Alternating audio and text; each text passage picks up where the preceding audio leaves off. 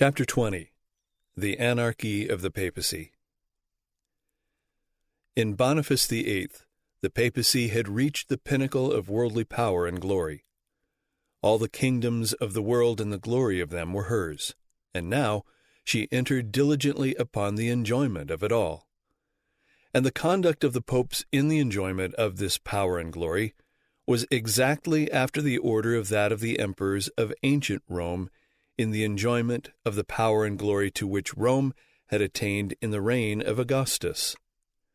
With but little more change than the insertion of the names of the popes in the place of the names of the Caesars, Tiberius, Caligula, Claudius, Nero, Suetonius's account of the lives of the Caesars would very easily fit the lives of the popes in the 14th century. The immediate successor of Boniface VIII reigned less than a year, October 27, 1303, to July 6, 1304. It seems that he really made honest efforts at a reform of the ecclesiastics, which excited such a violent opposition and hatred toward him as to cause his term to end as soon as it did, by poison. At his death, there were two rival parties which aimed at the possession of the papacy. These two parties were the Guelphs and the Ghibellines. The influence of these two parties amongst the cardinals was so evenly balanced that the cardinals were obliged to break up their conclave without an election. But by the interference of King Philip the Handsome of France, an election was reached in the choice of the Archbishop of Bordeaux. He was installed at Lyon. The ceremony took place in the church of Saint Just on the 14th of November, 1305, in the presence of an immense concourse of bishops, archbishops, kings, princes, and lords. He took the name of Clement V, November 14, 1305, to April 20, 1314. After Mass he returned to his palace, followed by cardinals, nobles, and monks, and an immense escort of people. The kings of France and Aragon led by the bridle a white horse on which the Pope, clothed in his pontifical ornaments and wearing his tiara, was mounted. The procession having arrived at the foot of the hill on which the church of Saint Just is built, the kings yielded their place, by the side of Clement, to Charles of Valois and Louis d'Evreux, the two brothers of Philip. Scarcely had this change been made when a horrible crash was heard. An old wall on which a scaffolding had been erected for the crowd of sightseers fell on the train and drew down in its fall all who were on it. The Count de Valois and the King of France were badly wounded. The pontiff himself was thrown from his horse, and in the tumult a large diamond of considerable value was stolen from his tiara. His brother, Galard de Gaulle, was instantly killed, with the Duke of Brittany and a large number of lords and priests. Several cardinals, already discontented with Clement, took occasion of this accident to proclaim openly their intention of returning to Italy, but the Pope promptly informed them that he knew how to constrain them to obey his will and to inhabit the city in which he pleased to dwell. Some days afterward, Clement celebrated his first pontifical Mass and gave a grand entertainment to all his court. As we might suppose, the most delicious meats and wines of France were lavished at it, so that toward the end of the banquet, their heads being exhilarated, they laid aside reserve. An imprudent word brought on a quarrel between the cardinals and the Holy Father. From words they came to blows. Daggers leaped from their sheaths, and one of the brothers of the Pope was slain before his eyes. During his sojourn at Lyon, the pontiff, though much grieved by the death of his brothers, did not forget the interests of his see. He extorted enormous sums from the bishops and abbots of France who came to his court, and when he perceived that a fear of being mulcted prevented the clergy from visiting him, he determined to make a tour through the dioceses. he passed through a great number of cities, and everywhere carried off treasures from the churches and monasteries. It is related that he took 5 whole days to carry away from the rich abbey of Cluny the gold and silver that he found in the cellars of the monks. He compelled Giles, the Archbishop of Bourges, to pay so large a fine for not having visited him that the unfortunate prelate was compelled forever after to live on alms. Not content with his own extortions, on his return to Bordeaux he sent 3 legates, Gentile de Montessori, Nicholas de Frauville, and Thomas de Jours, to squeeze the lower clergy of the Gallic Church. They imposed such onerous contributions on the priests and exacted the payment so rigorously that the latter in their despair complained to the monarch. Philip instructed Milan de Noyers, the Marshal of France, to complain to the Holy Father against his extortions and to obtain their recall. But this embassy, instead of arresting the evil, increased it. The Pope, fearing lest energetic measures would be taken to shackle his financiering expedition, urged the receipt of the money and ordered his legates to increase their severity and set all ecclesiastical dignities up at auction. He also resolved to use the tribunals of the Inquisition, with which Blanche of Cassel and St. Louis had endowed France, so as to avail himself of the decrees of the 4th Council of the Lateran, which provided that the property of heretics and their accomplices belonged to the Holy See, without the children or relatives of the condemned being able to claim the least part. As Philip alone could offer any serious opposition, he determined to associate him with him in its benefits, and offered to divide with him the immense wealth of the Templars and Hospitallers whom he proposed to attack as heretics. This scheme was carried to successful issue, and the Pope and the King divided between themselves the riches of the Templars. Philip kept the land, and Clement took all the ornaments of gold and silver and the coined money. The Pope established his residence at the city of Avignon, which for 74 years, 1304 to 1378, continued to be the residence of the popes. Clement held a general council at Vienna. Henry VII was to be crowned emperor. The imperial crown could be received only in Rome.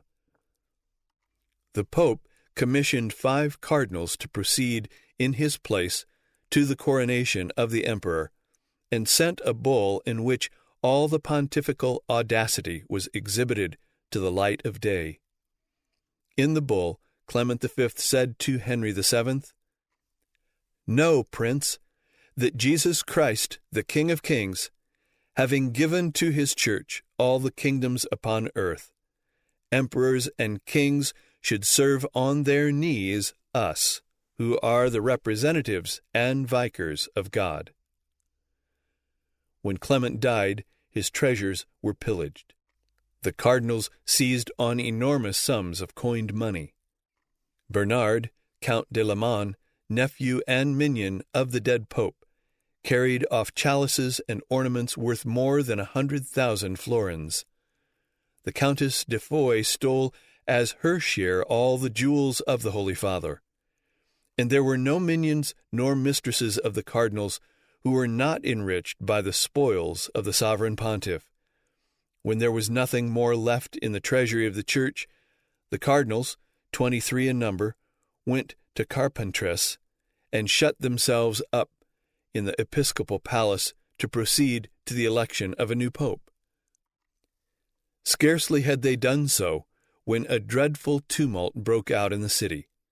The priests of the court of Clement and the domestics of the cardinals who had not formed a part of the cortege of the pope, and who consequently had not had part of the plunder, arrived at Carpentras furious at having been deprived of such rich booty. As they knew the impossibility of their masters opposing their designs, They traversed the streets with lighted torches and set fire to the houses, that they might more easily rob the inhabitants in the general alarm. Fortunately, these soon gained the ascendance and laid strong hands on the stranger priests. In consequence of this outbreak, a panic seized the cardinals. They left Carpentras furtively to escape the popular vengeance, and retired to their magnificent palaces at Avignon, or to their country houses, without caring otherwise for Christianity than to spend with their mistresses the money which the faithful had given to Clement V, and which they had divided amongst themselves. 2 full years passed without any election of a pope. At last the King of France went to the city of Lyons, from whence he wrote to the cardinals to come to him secretly, promising the tiara to each one of them. On the appointed day they all arrived mysteriously in the city, and went to the monastery of Preaching Brothers, where Philip was. As soon as they appeared at the convent, they were arrested and confined in a large hall. Philip then informed them that he should keep them prisoners until they had named a pontiff. The king commanded that they be fed only on bread and water. At the end of 40 days, having not yet come to an agreement in the choice of a pope, they did agree to commission the Cardinal James d'Assa to choose the worthiest among them as sovereign pontiff. The worthy cardinal placed the tiara on his own head. And since it was the unanimous choice of the cardinals that James d'Assa choose the pope, and he had chosen himself, his election was counted unanimous, and he was proclaimed Pope John the 22nd, September 21, 1316, to December 4, 1334. John was 70 years old.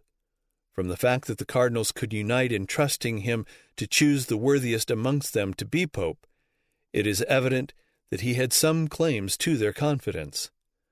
But if this be so, and whatever claims to worthiness he might have had, after he became pope, he became prouder, more deceitful, and greedier than his predecessors. He was not content with the ordinary revenues of the Church, and with the enormous sums the inquisitors paid him as his share of the confiscations, but he increased them by speculating in human corruption, and publicly sold absolution for parricide, murder, robbery, incest, adultery, sodomy, and bestiality. He himself reduced to writing this tax of the apostolic chancery, the pactolus which flowed over all the vices of humanity, changed into livres tournoi, or handsome golden pennies, and which rolled into the pontifical treasury, the true ocean in which the wealth of nations was engulfed. It was he also who first added a third crown to the tiara, as a symbol of the triple power of the popes over heaven, earth, and hell, and which they have made the emblem of their pride, their avarice, and their lubricity.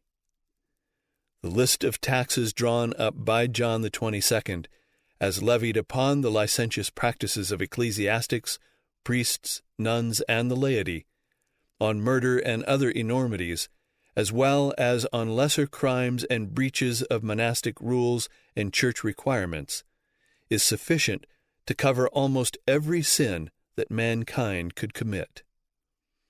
Yet all these sins were regularly taxed at a certain rate, to the single sou or cent, and even to the denier. So that it is literally true that no inconsiderable portion of the revenues of the papacy were derived from a regularly assessed tax upon the sins of men. Well did the abbot of Usperg exclaim, "O Vatican, rejoice now, all treasuries are open to thee. Thou canst draw in with full hands. Rejoice in the crimes of the children of men, since thy wealth depends on their abandonment and iniquity. Urge on to debauchery, excite to rape, incest, even parricide. For the greater the crime, the more gold will it bring thee. Rejoice thou, shout forth songs of gladness. Now the human race is subjected to thy laws. Now thou reignest through depravity of morals and the inundation of ignoble thoughts. The children of men can now commit with impunity every crime, since they know that thou wilt absolve them for a little gold. Provided he brings thee gold, let him be soiled with blood and lust. Thou wilt open the kingdom of heaven to debauchees, sodomites, assassins, parricides. What do I say? Thou wilt sell God himself for gold. In 1319, Pope John discovered that Clement V, before his death, had deposited a vast amount in money, in gold and silver vessels, robes, books, precious stones, and other ornaments, with important instruments and muniments in the castle of Moutel, in the care of the lord of the castle. The Pope demanded that the lord of the castle should deliver all this wealth to him, and amounted to nearly $4.5 million worth. The lord in whose charge it had been deposited pleaded that it had been all spent, and chiefly by others than himself. He allowed himself to be put upon trial rather than to pay, and in the trial secured an acquittal. But the transaction gives indisputable testimony as to what the popes did with the vast treasures that were pouring into their hands from all Europe. The Emperor Louis of Bavaria was under the displeasure of John. The city of Rome was exceedingly jealous of the city of Avignon, because Avignon had the glory, the pomp, and the expenditures of the papal court. Rome called upon Pope John to come with his court to Rome. John still remained in Avignon. Rome notified him that if he did not respond to their call, they would receive his enemy, Louis of Bavaria, for a court they would have, if not the Pope's, that of the Emperor. There was more than this in their threat. For if the Emperor came to Rome to be crowned, being at war with Pope John, and it being essential that he should have a pope to crown him, he could do as many emperors had done before, create a pope. Then they would have both an emperor's and a pope's court. By ambiguous sentences, implying half-promises or not, John replied to the Romans as to his going to Rome with his court. But as to their receiving the emperor, he sought to dissuade them from joining with the enemy of the church. But since John did not comply with their call, Rome did welcome the emperor and fought for him against his opponents in Italy. Sunday, January 17, 1328, was the day chosen by the emperor for his coronation. 2 bishops supplied the place of pope and cardinals in his crowning. Then, being emperor, the next day he ascended a lofty stage in front of St. Peter's and took his seat on a gorgeous throne. He wore the purple robes, the imperial crown. In his right hand he bore the golden scepter, in his left the golden apple. Around him were prelates, barons, and armed knights. The populace filled the vast space. A brother of the order of Uramites advanced on the stage and cried aloud, "Is there any procurator who will defend the priest James of Cahors, who calls himself Pope John the 22nd? Thrice he uttered the summons. No answer was made. A learned abbot of Germany mounted the stage and made a long sermon in eloquent Latin on the text, "This is the day of good tidings." The topics were skillfully chosen to work upon a turbulent audience.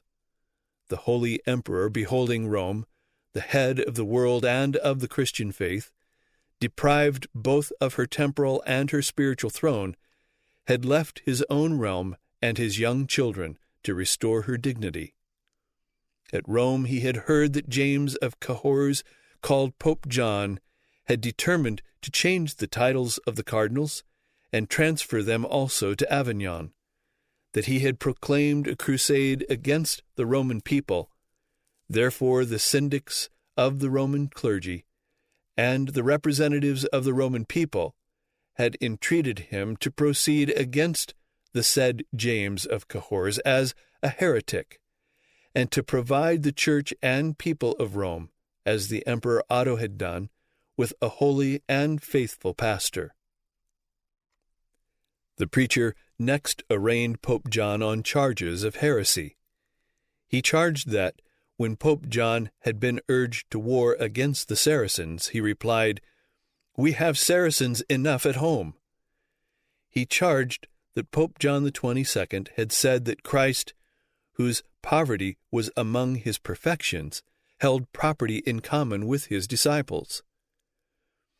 He charged that Pope John had asserted that, "To the Pope belongs all power, temporal as well as spiritual," contrary to the gospel which maintains the rights of Caesar, and asserts the Pope's kingdom to be purely spiritual.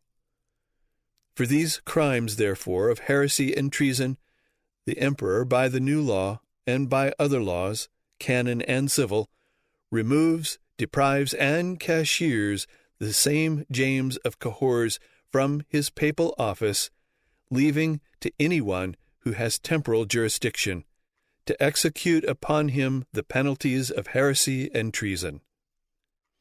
Henceforth, no prince, baron, or commonalty is to own him as pope, under pain of condemnation as fodder of his treason and heresy. Half the penalty to go to the imperial treasury, half to the Roman people. He then announced that the Emperor, Louis of Bavaria, promised that in a few days he would provide a good pope and a good pastor for the great consolation of Rome and of all Christendom. April 23, in the presence of senators and people, the Emperor published a law that the pope about to be named and all future popes should be bound to reside, except for 3 months in the year, in Rome, that he should not depart unless with the permission of the Roman people above 2 days' journey from the city, and if summoned to return, and disobedient to the summons, he might be deposed and another chosen in his place. May 12, the Emperor again took his place upon the throne, with a certain friar, Peter de Corvara, at his side. A sermon was preached from the text, and Peter, turning, said, "The angel of the Lord hath appeared and delivered me out of the hand of Herod." Pope John was Herod, and the Emperor was the angelic deliverer. Then a bishop called 3 times to the populace, whether they would have the brother Peter for the Pope of Rome. The answer was loud and unanimous in the affirmative. The decree was then read, the Emperor rose, put on the finger of the friar the ring of St. Peter, arrayed him in the pall, and saluted him by the name of Nicholas V, May 12, 1328, to August 24, 1329. The Emperor had himself crowned again by the new pope. The new pope immediately created 7 cardinals, and thus formed a papal court, and he who had been proclaimed as the representative of apostolic poverty began immediately to display all the style of a court. His cardinals rode forth on stately steeds, the gift of the Emperor, with servants, even knights and squires. They enjoyed splendid and costly banquets. And the new pope, like the popes at Avignon, maintained these extravagances of his court by the sale of ecclesiastical privileges and benefices, and confiscated the wealth, even the lamps of churches. The contest between the 2 popes divided all Christendom. In the remotest parts were wandering friars who denounced the heresy of Pope John, and advocated the cause of the Emperor and Pope Nicholas. In the University of Paris were men of profound thought who held the same views, and whom the ruling powers of the university were constrained to tolerate. The whole of Europe seemed about to be divided. 2 men were burned in Rome for denying that Nicholas V was lawful pope, and Pope John was burned in effigy. Pope Nicholas threatened all who should adhere to his adversary, not merely with excommunication, but with the stake. In October, the Emperor and Nicholas went first to Viterbo and then to Pisa, Nicholas on every occasion issuing edicts anathematizing the so-called Pope, John the 22nd. The emperor retired to Trent in the Tyrol. Pisa repudiated Pope Nicholas V. He fled, then stole back and took refuge in the palace of a nobleman who was his friend. To the nobleman, Pope John the 22nd wrote a letter urging him to surrender the child of hell, the pupil of malediction. Pope Nicholas V surrendered and threw himself upon the mercy of Pope John the 22nd. To Pope John he wrote thus: I heard brought against you and your court accusations of heresy, exactions, simony, debaucheries, and murders, which rendered you, in my eyes, the most execrable of pontiffs. I then thought it my duty not to refuse the tiara, in order to deliver the Church from a pope who was drawing the faithful into an abyss. I have since learned, from my own experience, how difficult it is to live a holy life in the chair of the apostle, and I avow that no one is more worthy of the papacy than yourself. I thus renounce this dignity, and I will abdicate solemnly in your presence, in such place as you shall please to designate. The nobleman, under whose protection Nicholas was, required of John the 22nd that the life of Nicholas V should be spared, and that he should be absolved of the crime of having been pope. Pope John the 22nd commissioned the Archbishop of Pisa to receive the submission of Pope Nicholas V. In the great cathedral of Pisa, Pope Nicholas V renounced the popedom and condemned as heretical and impious all his acts of pope. He was then conveyed to Avignon to Pope John the 22nd. The day after his arrival at Avignon, he was introduced into the full consistory with a halter around his neck. He threw himself at the Pope's feet, imploring mercy and execrating his own impiety. A few days afterward he appeared again before the Pope and cardinals, read a long confession, renounced and condemned the Emperor Louis as heretical and schismatical. He was allowed to live in the papal palace, but closely watched and secluded from intercourse with the world, yet allowed the use of books and all services of the Church. A section of the Franciscan monks were wandering everywhere, preaching absolute poverty as the perfection of Christianity. They denounced the luxury of the popes, and even denounced the papacy itself as the great harlot of Revelation. Clement V had persecuted many of them to death, and John the 22nd followed it up. Wherever they were, John pursued them with his persecuting edicts. The Inquisition was instructed to search them out in their remotest sanctuaries. The clergy were directed to denounce them on every Sunday and on every festival. The claims of the papacy were by no means slackened. Pope John the 22nd, in one of his edicts, declared that he, the Pope, alone promulgates law. He alone is absolved from all law. He alone sits in the chair of St. Peter, not as mere man, but as man and God. His will is law. What he pleases has the force of law. He published a treatise in which he set forth the claims of the papacy as follows. As Jesus Christ is recognized as the Pontiff, King and Lord of the universe, so his vicar upon earth can have no equal. And since the whole world belongs to God, it should equally appertain to the Pope. Emperors, kings, and princes cannot then be recognized as lawful unless they have received their states as fiefs from the chief of the Church, who possesses this immense power, not by the right of the sword, but by divine right. For Jesus gave to St. Peter the keys, not the key of the kingdom of heaven only, that is, one for spiritual and another for temporal things. The faithful should obey only God and the Pope. And when kings refuse obedience to the Holy See, they place themselves without the bosom of the Church, they condemn themselves with their own mouths as heretics, and should consequently be handed over to the inquisitors to be burned for the edification of the faithful. Pope John XXII died in 1334, at nearly the age of 90 years.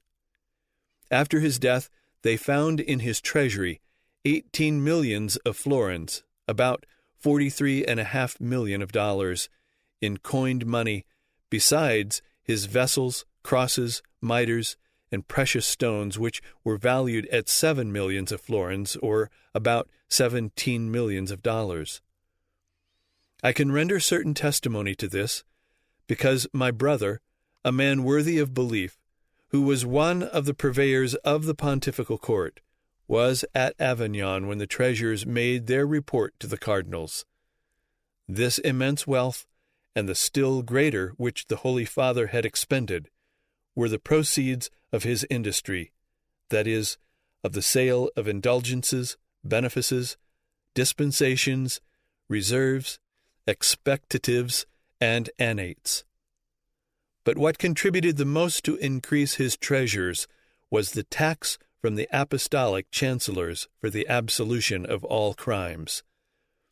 This same writer well remarks, "The good man had forgotten that saying, 'Lay not up your treasures upon earth,' and this vast sum that was found in the coffers of John XXII after his death was that which was left over beyond and above the lavish expenditure on the Italian wars, the maintenance of his marshal son or nephew, the cardinal legate at the head of a great army, his profuse provision for other relatives, and the enormous expenditures of the papal court of Avignon.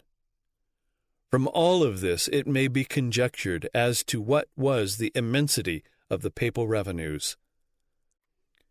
One large source of his wealth was notorious to Christendom. Under the pretext of discouraging simony, he seized into his own power all the collegiate benefices throughout Christendom. Besides this, by the system of papal reserves, he never confirmed the direct promotion of any prelate, but by his skillful promotion of each bishop to a richer bishopric or archbishop, and so on to a patriarchate, as on each vacancy the annates or first fruits were paid, 6 or more fines would accrue to the treasury. Yet this pope, though besides his great rapacity, he was harsh, relentless, a cruel persecutor, and betrayed his joy not only at the discomfiture, but at the slaughter of his enemies, had great fame for piety as well as learning, arose every night to pray and to study, and every morning attended Mass. When the cardinals, after the death of John, entered into conclave for the election of a new pope, there were the same difficulties as formerly in reaching an election, for they would not, if they could avoid it, elect as pope a man who would not remain in Avignon. There was quite a general agreement in favor of one of their number, but they required a promise that he would continue to reign in Avignon, to which he replied, "I would sooner yield up the cardinalate than accept the popedom on such conditions." This destroyed all his chances, and, in playing against time, each thought to throw away his vote by casting it for one whom no one would ever expect could be chosen pope. But as it happened, in thus seeking to throw away their votes, enough of them threw their votes to the same man to elect one who, when to the surprise of all it was discovered, exclaimed, "You have chosen an ass." He took the name of Pope Benedict XII, December 20, 1334, to April 25, 1342. He immediately dismissed a vast number of hangers-on at the papal palace, and declared that he found great difficulty in finding ecclesiastics who were worthy to be appointed to vacancies. He bestowed upon the cardinals 100,000 florins, or $242,000, of the many millions left in the treasury by John the 22nd. Also from these treasures he began the building of a magnificent palace. The King of France and the Emperor Louis were under excommunication from Benedict's predecessors, and not only the sovereigns, but the imperial diet sought earnestly, by humiliating concessions, to have Benedict XII release them. But the Pope delayed so long that the sovereigns and the nobles grew weary. The emperor appeared before a diet at Frankfurt and complained of the obduracy of the Pope. The diet declared that he had done enough to satisfy the Pope, and since it was all in vain, they pronounced null and void the excommunication and all the other papal proceedings in the case. And at a diet at Rennes, July 16, 1337, at which all but one of the electors were present, the imperial office was declared independent of the papacy. They solemnly agreed that the Holy Roman Empire, and they, the prince-electors, had been assailed, limited, and aggrieved in their honors, rights, customs, and liberties, that they would maintain, guard, assert those rights against all and every one without exception, that no one would obtain dispensation, absolution, relaxation, abolition of his own vow, that he should be and was declared to be faithless and traitorous before God and man, who should not maintain all this against any opponent whatsoever. August 8 following, a diet held again at Frankfurt passed as a fundamental law of the empire a declaration that the imperial dignity and power are from God alone, that an emperor elected by the concordant suffrage or a majority of the electoral suffrages has plenary imperial power and does not need the approbation, confirmation, or authority of the Pope, or the Apostolic See, or any other. In response to this, Benedict declared the throne vacant and named himself protector of the empire. But death prevented him from any further aggression. An epitaph describes him as a Nero, death to the laity, a viper to the clergy, without truth, a mere cup of wine. To the customary vices of the popes of the time, he added that of drunkenness to such a degree that his example gave rise to the proverb, as drunk as a pope. He was succeeded by Clement VI, May 7, 1342, to December 6, 1352. What little check had been put upon the hangers-on at the palace by Benedict XII was more than swept away by Clement VI. He actually published a letter giving notice that all poor clergy who would present themselves at Avignon within 2 months should partake of his bounty. An eyewitness declares that 100,000 greedy applicants crowded the streets of Avignon. If Clement acted up to his maxim that no one ought to depart unsatisfied from the palace of a prince, how vast and inexhaustible must have been the wealth and preferment at the disposal of the Pope. Where Benedict XII hesitated to fill ecclesiastical vacancies because of the dearth of those worthy to fill them, Clement VI not only filled all the vacancies that could be found, but a great number of bishoprics and abbacies he declared vacant in order that he might fill them. This was for revenue, because every appointment to a vacancy brought a considerable sum of money, according to the dignity and wealth of the position. When it was objected that no former pope had assumed this power, he merely answered, "They knew not how to act as pope." If Clement was indulgent to others, he was not less so to himself. The court at Avignon became the most splendid, perhaps the gayest, in Christendom. The provincials might almost think their brilliant and chivalrous counts restored to power and enjoyment. The papal palace spread out in extent and magnificence. The young art of painting was fostered by the encouragement of Italian artists. The Pope was more than royal in the number and attire of his retainers. The papal stud of horses commanded general admiration.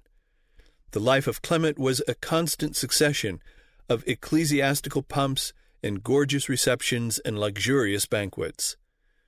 Ladies were admitted freely to the court. The Pope mingled with ease in the gallant intercourse.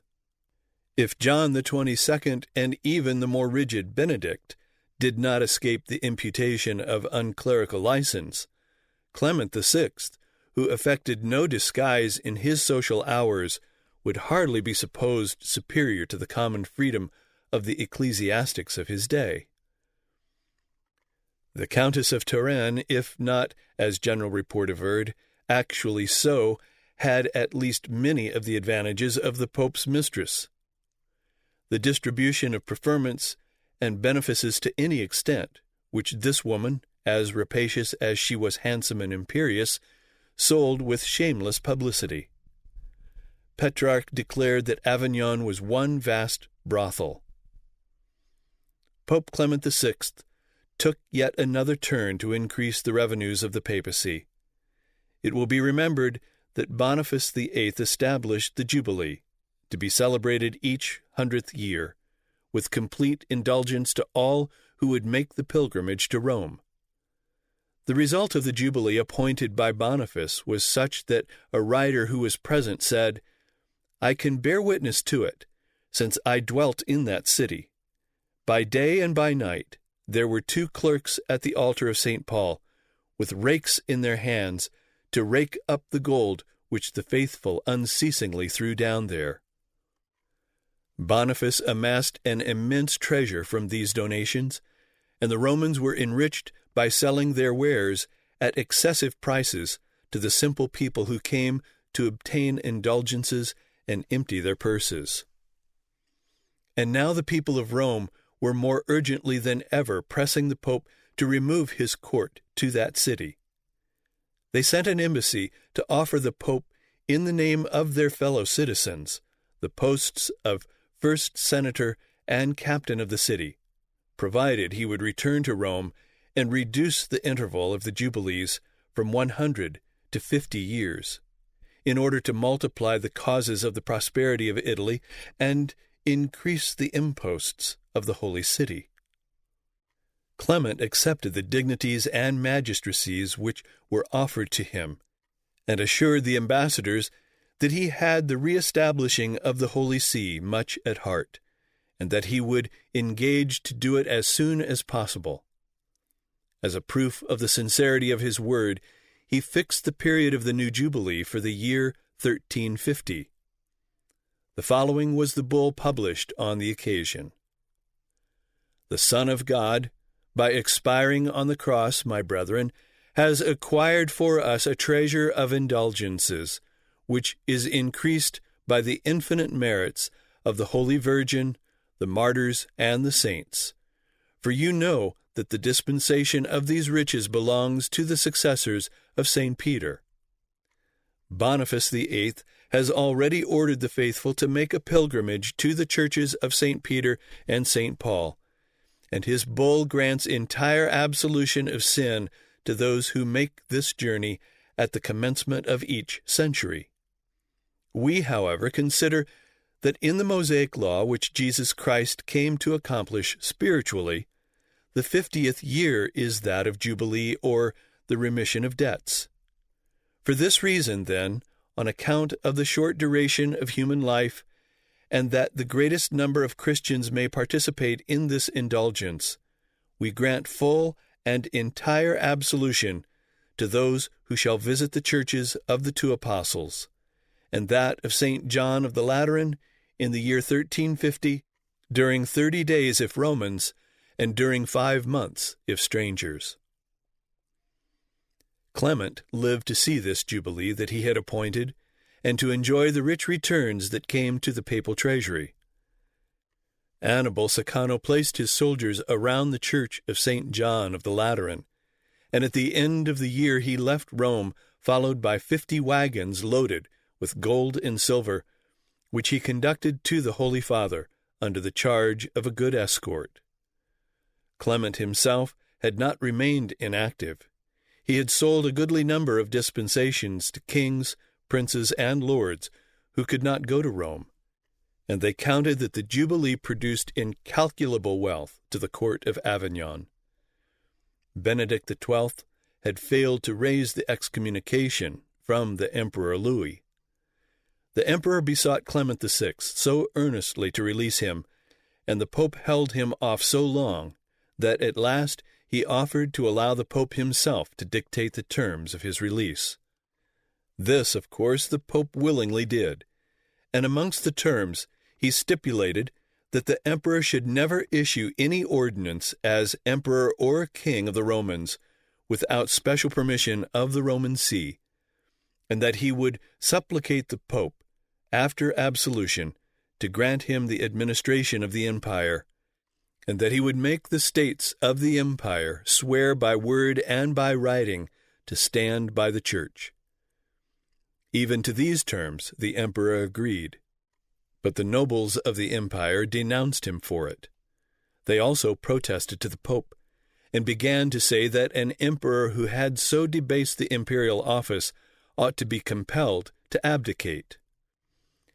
Yet even after the emperor had done all this, under the plea that the emperor had not fulfilled the treaty with becoming promptness, Clement VI issued the following bull, which, in the vigor and fury of its curses, transcended all that had yet, in the wildest times, issued from the Roman See.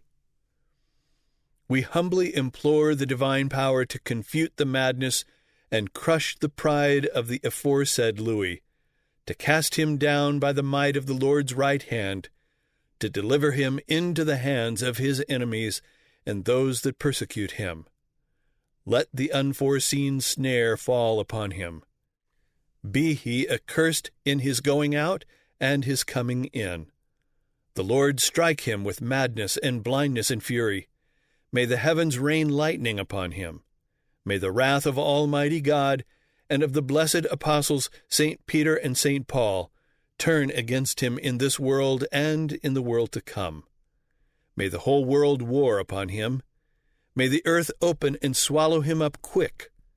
May his name be blotted out in his own generation, his memory perish from the earth. May the elements be against him, his dwelling be desolate. The merits of all the saints at rest confound him and execute vengeance on him in this life. Be his sons cast forth from their homes and be delivered before his eyes into the hands of his enemies. In 1347, Renzi roused Rome to the establishment of a new republic, with Renzi himself as great tribune. Clement VI condemned Renzi and his whole proceedings, denounced him under all those terrific appellations perpetually thundered out by the popes against their enemies. He was a Belshazzar, the wild ass in Job, a Lucifer, a forerunner of Antichrist, a man of sin, son of perdition, a son of the devil, full of fraud and falsehood, and like the beast in the Revelation over whose head was written blasphemy. He had insulted the Holy Catholic Church by declaring that the Church and State of Rome were one. In the year 1348, the Black Plague swept over Europe and caused multitudes to perish. The clergy had neglected the attentions due to the suffering, the dying, and the dead, and the friars everywhere had administered those offices. This everywhere turned the gratitude of the people to the friars, and brought to the friars vast numbers of gifts in wills and offerings. Cardinals, many bishops, a multitude of the secular clergy thronged to Avignon. they demanded the suppression of the mendicants. By what authority did they preach, hear confessions, intercept the alms of the faithful, even the burial dues of the flocks? The consistory sat. Not one was present who dared to lift his voice in favor of the friars. The Pope arose. He defended them with imposing eloquence against their adversaries. At the close of his speech he turned to the prelates and thus addressed them. "And if the friars were not to preach to the people, what would you preach? Humility? You, the proudest, the most disdainful, the most magnificent among all the estates of men, who ride abroad in procession on your stately palfreys? Poverty? You who are so greedy, so obstinate in the pursuit of gain that all the prebends and benefices of the world will not satiate your avidity? Chastity? Of this I say nothing. God knows your lives, how your bodies are pampered with pleasures. If you hate the begging friars and close your doors against them, it is that they may not see your lives.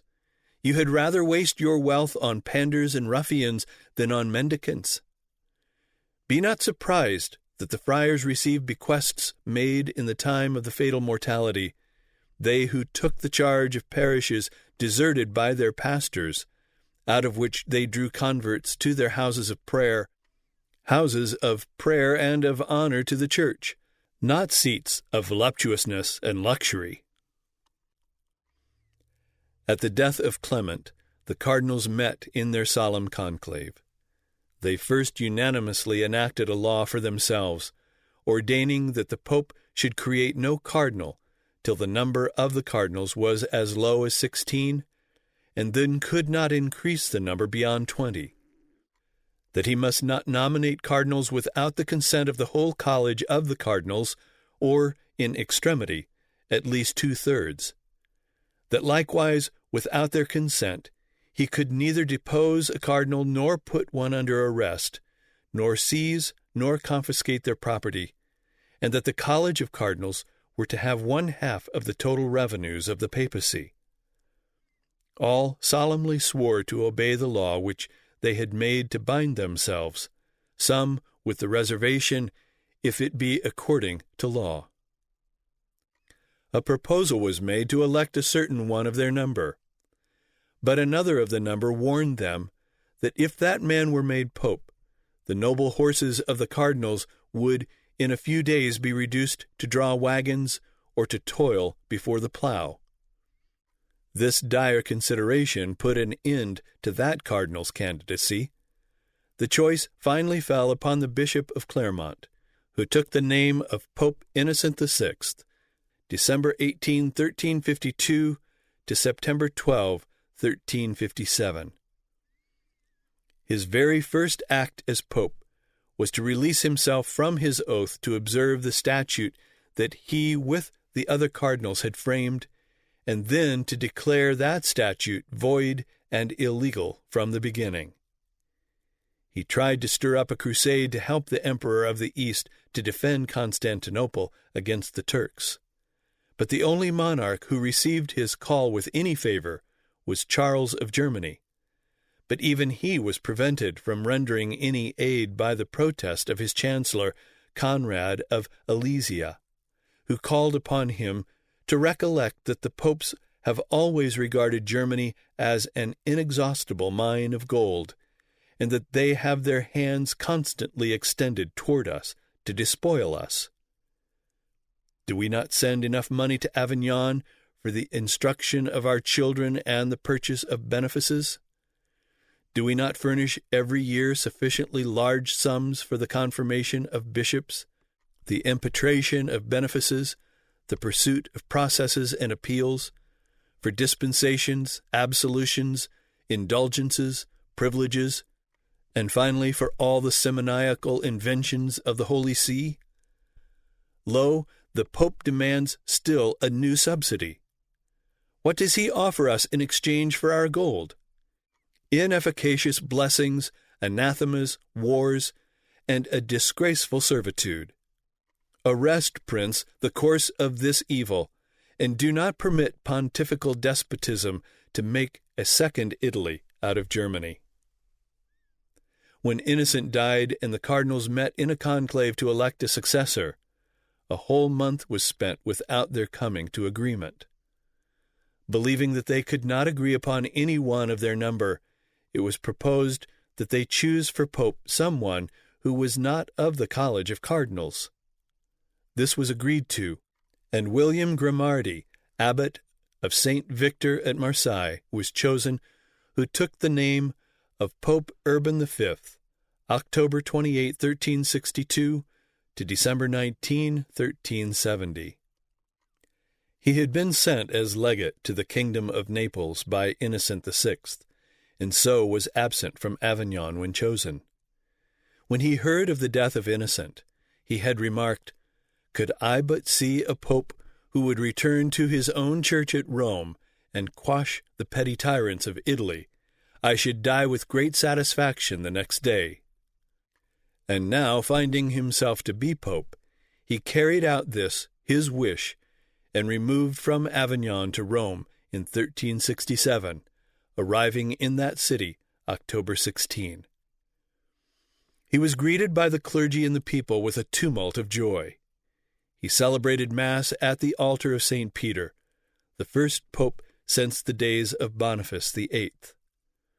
In August 1368, the Emperor Charles IV came to Rome and was crowned by the Pope. The Emperor had led the Pope's horse from the castle of St. Angelo to St. Peter's Church, and performed the office of deacon to the Pope in the service at St. Peter's. But Urban did not remain long in Rome. For September 1370, he went to Avignon. He arrived at Avignon September 24th. He was taken sick on that very day and died December 19. Through a regular election by the cardinals, Urban V was succeeded by Peter Roger, a nephew of Clement VI, who took the papal name of Gregory XI, December 30, 1371 to March 27, 1378. Since the desolation poured upon the country of the Albigenses by Innocent III, Christianity had permeated France and was specially prevalent in the province of Dauphine. The local officials would not execute the decrees of the Church against them. Therefore, Gregory addressed to King Charles V of France the following letter. "Prince, we have been informed that there is in Dauphine and the neighboring provinces a multitude of heretics called Vaudois, Turlipans, or Bulgarians, who are possessed of great riches. Our holy solicitude is turned toward that poor kingdom, which God has confided to you, to extirpate the schism. But your officers, corrupted by the gold of these reprobates, instead of assisting our dear sons, the inquisitors, in their holy ministry, have themselves fallen into the snare, or rather have found death. And all this is done before the eyes of the most powerful lords of Dauphine. We order you, then, by virtue of the oath you have taken to the Holy See, to exterminate these heretics, and we enjoin you to march, if necessary, at the head of your armies to excite the zeal of your soldiers and reanimate the courage of the inquisitors." Charles V, called the Wise, seconded well the Pope in his sanguinary plans. Soon a general massacre of the unfortunate Turlipans took place throughout all France. The dungeons of the Inquisition were encumbered with victims, and they had even to build new prisons at Embrun, Vienne, Avignon, and a great number of other cities to hold the accused. At Toulouse and Avignon, the flames devoured several thousands of these unfortunates, who were gangrened and poisoned by heresy, as the Holy Father expressed it. These terrible executions brought in magnificent recompenses to the persecutors, as a letter of Charles V, addressed to Pierre Jacques de Moore, Grand Inquisitor of the Bulgarians, in the province of France attests. The sect of the Turlipans was finally entirely annihilated, and the coffers of the apostolic chancellery were gorged with riches.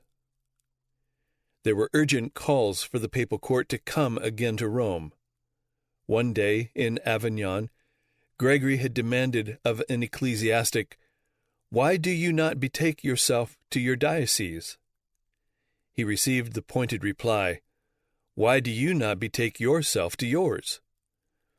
In response to these calls, Gregory set out with his court, with the exception of 6 cardinals who remained at Avignon, in the month of October 1376, and arrived at St. Peter's in Rome, April 17, 1377. But early in the year 1378, he had resolved to go again to Avignon, but was prevented by his death, March 27.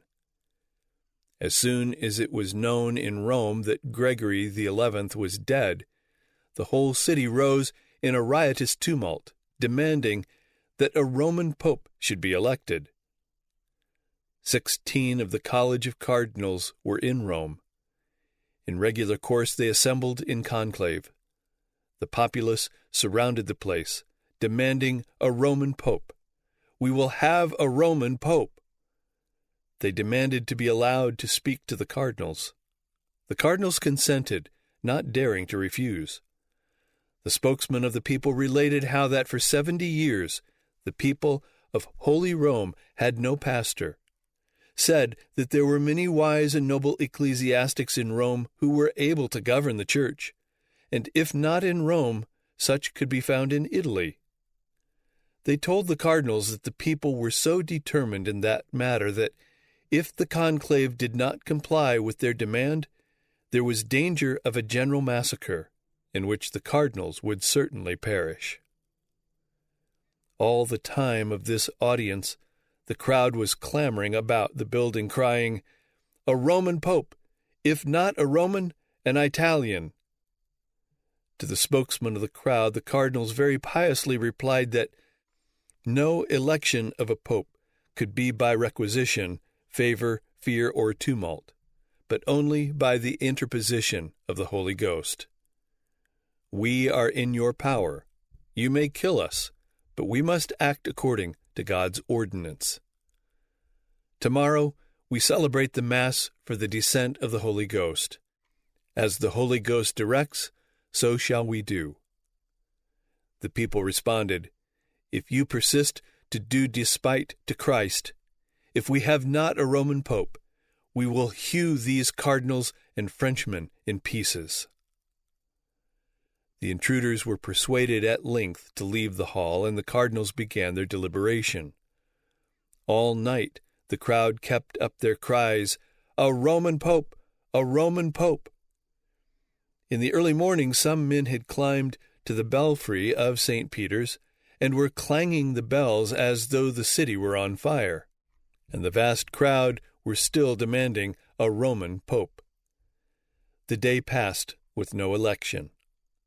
All night again the crowd continued their cries, and the clanging of the bells, and the beating upon the doors of the building where the cardinals were. Morning came with the tumult increasing. The cardinals tried to speak to the crowd from the windows, but all their efforts were answered only with the shout, "A Roman! A Roman!" By this time not even an Italian would be accepted. By this time also the crowd had succeeded in breaking open the Pope's cellar and gaining access to the abundance and variety of rich wines there stored. Thus drunkenness was added to their fury. 11 of the 16 cardinals were French, and, of course, would, if possible, have a pope who would sit at Avignon. But now the crowd had become so violent that the whole conclave were in danger of being massacred, and they finally agreed and chose the Archbishop of Bari, Bartholomew Prignani, as pope. But as he was not a Roman, the cardinals feared to let it be known until they had made good their escape. They therefore had the Cardinal of St. Peter's to appear at the window with what either was or seemed to be the papal stole and mitre.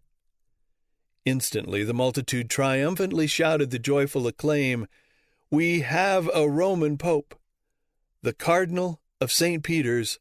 Long live Rome! Long live St. Peter!"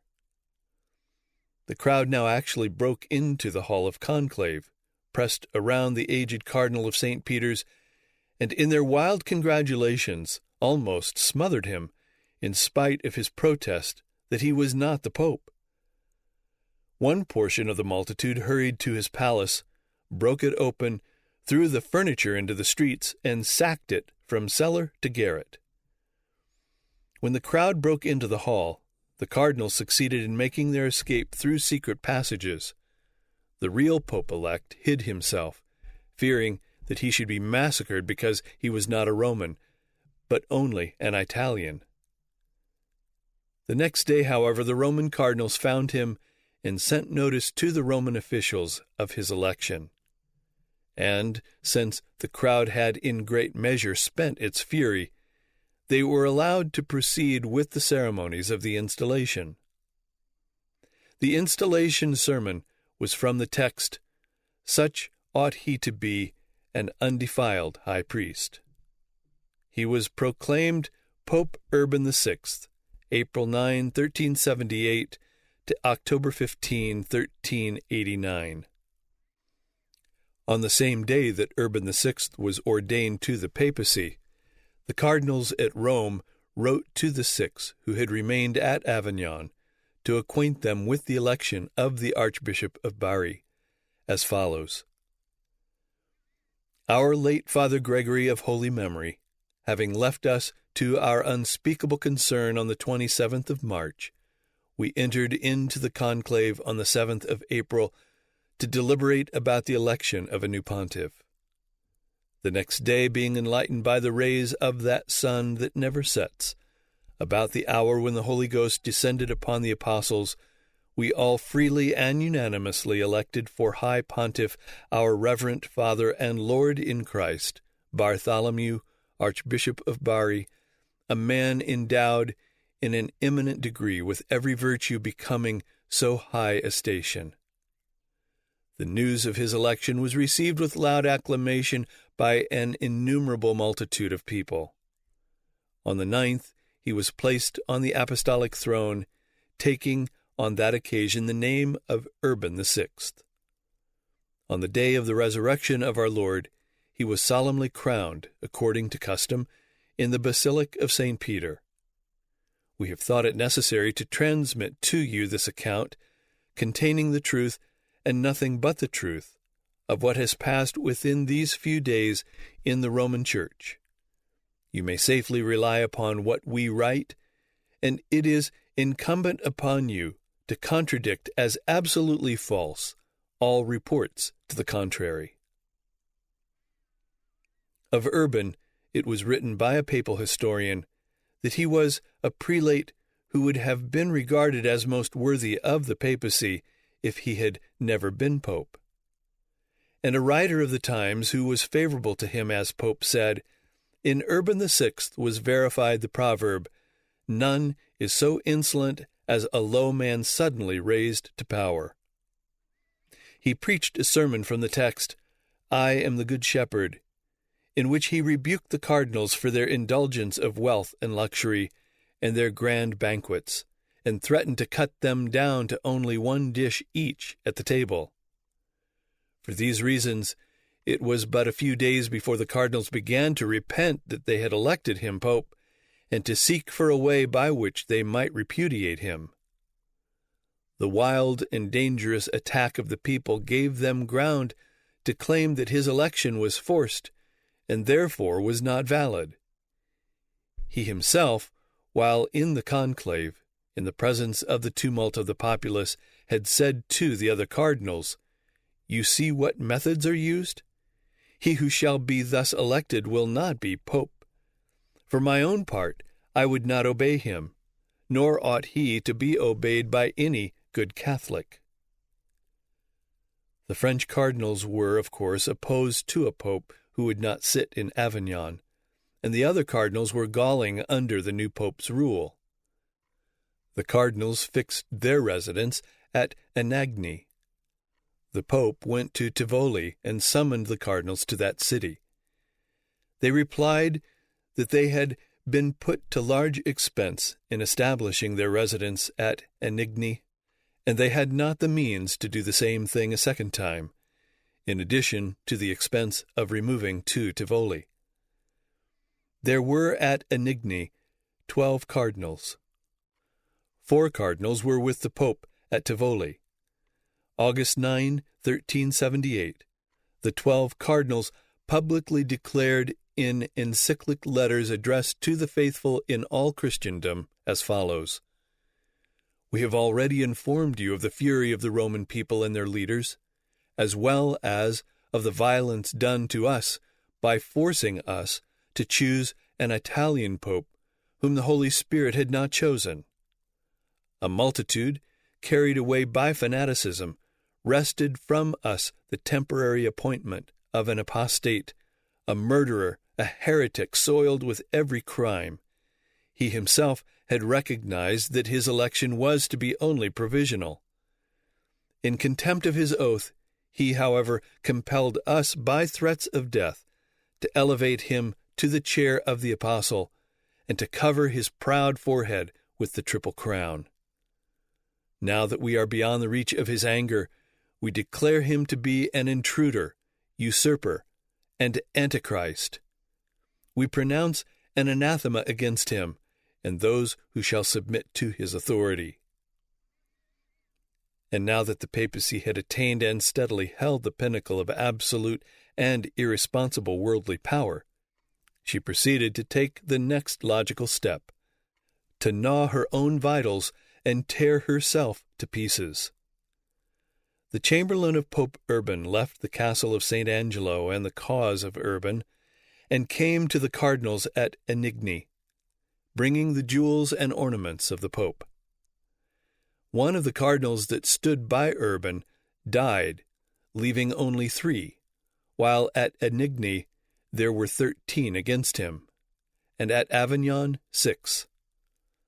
Urban had announced that he was going to create 9 new cardinals, but all at once he created 26, which was more than there were already, all put together.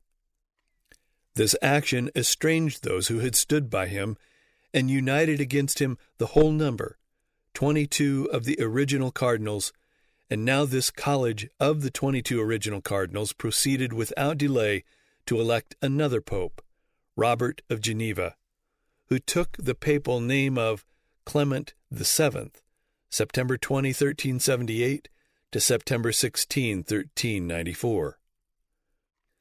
The qualifications which, according to his partial biographer, recommended the Cardinal of Geneva were rather those of a successor to John Hawkwood or to a Duke of Milan than of the apostles. Extraordinary activity of body and endurance of fatigue, courage which would hazard his life to put down the intrusive pope, sagacity and experience in the temporal affairs of the Church, high birth through which he was allied with most of the royal and princely houses of Europe, of austerity, devotion, learning, holiness, charity, not a word. It thus came about that there were 2 popes elected by the same identical cardinals.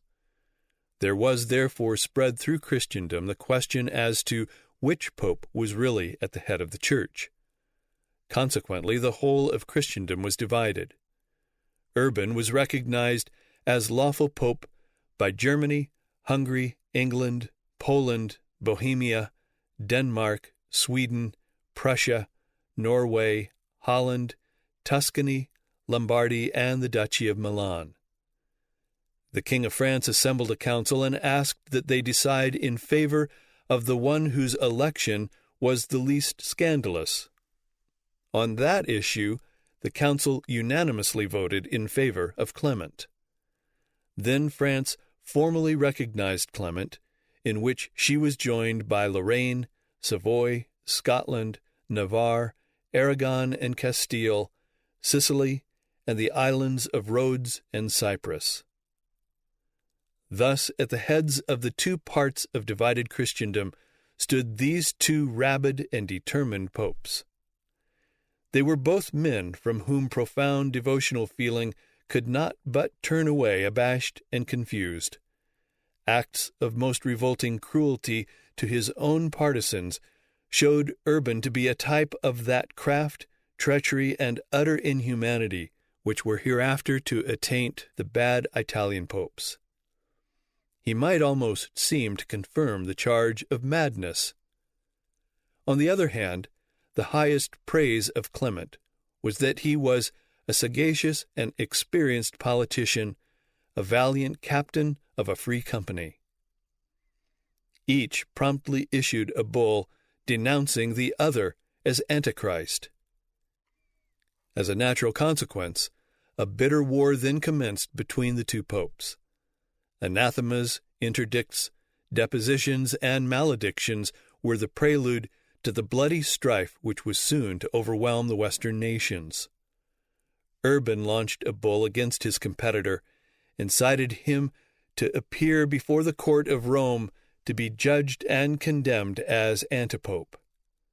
Clement, on his side, fulminated a terrible decree against his enemy, and cited him before the consistory of Avignon to be judged for his usurpation of the apostolic chair.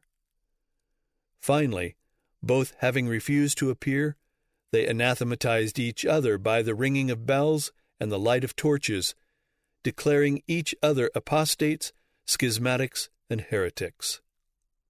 They preached crusades against each other and called to their aid all the banditti and malefactors of Italy and France, and let them loose like wild beasts on the unfortunate inhabitants who recognized Clement or preferred Urban.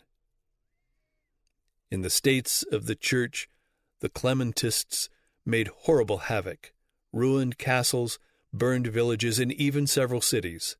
They penetrated as far as Rome, under the leading of Brutus, a Briton captain, seized on the fortress of St. Angelo, and committed atrocities in all parts of the city.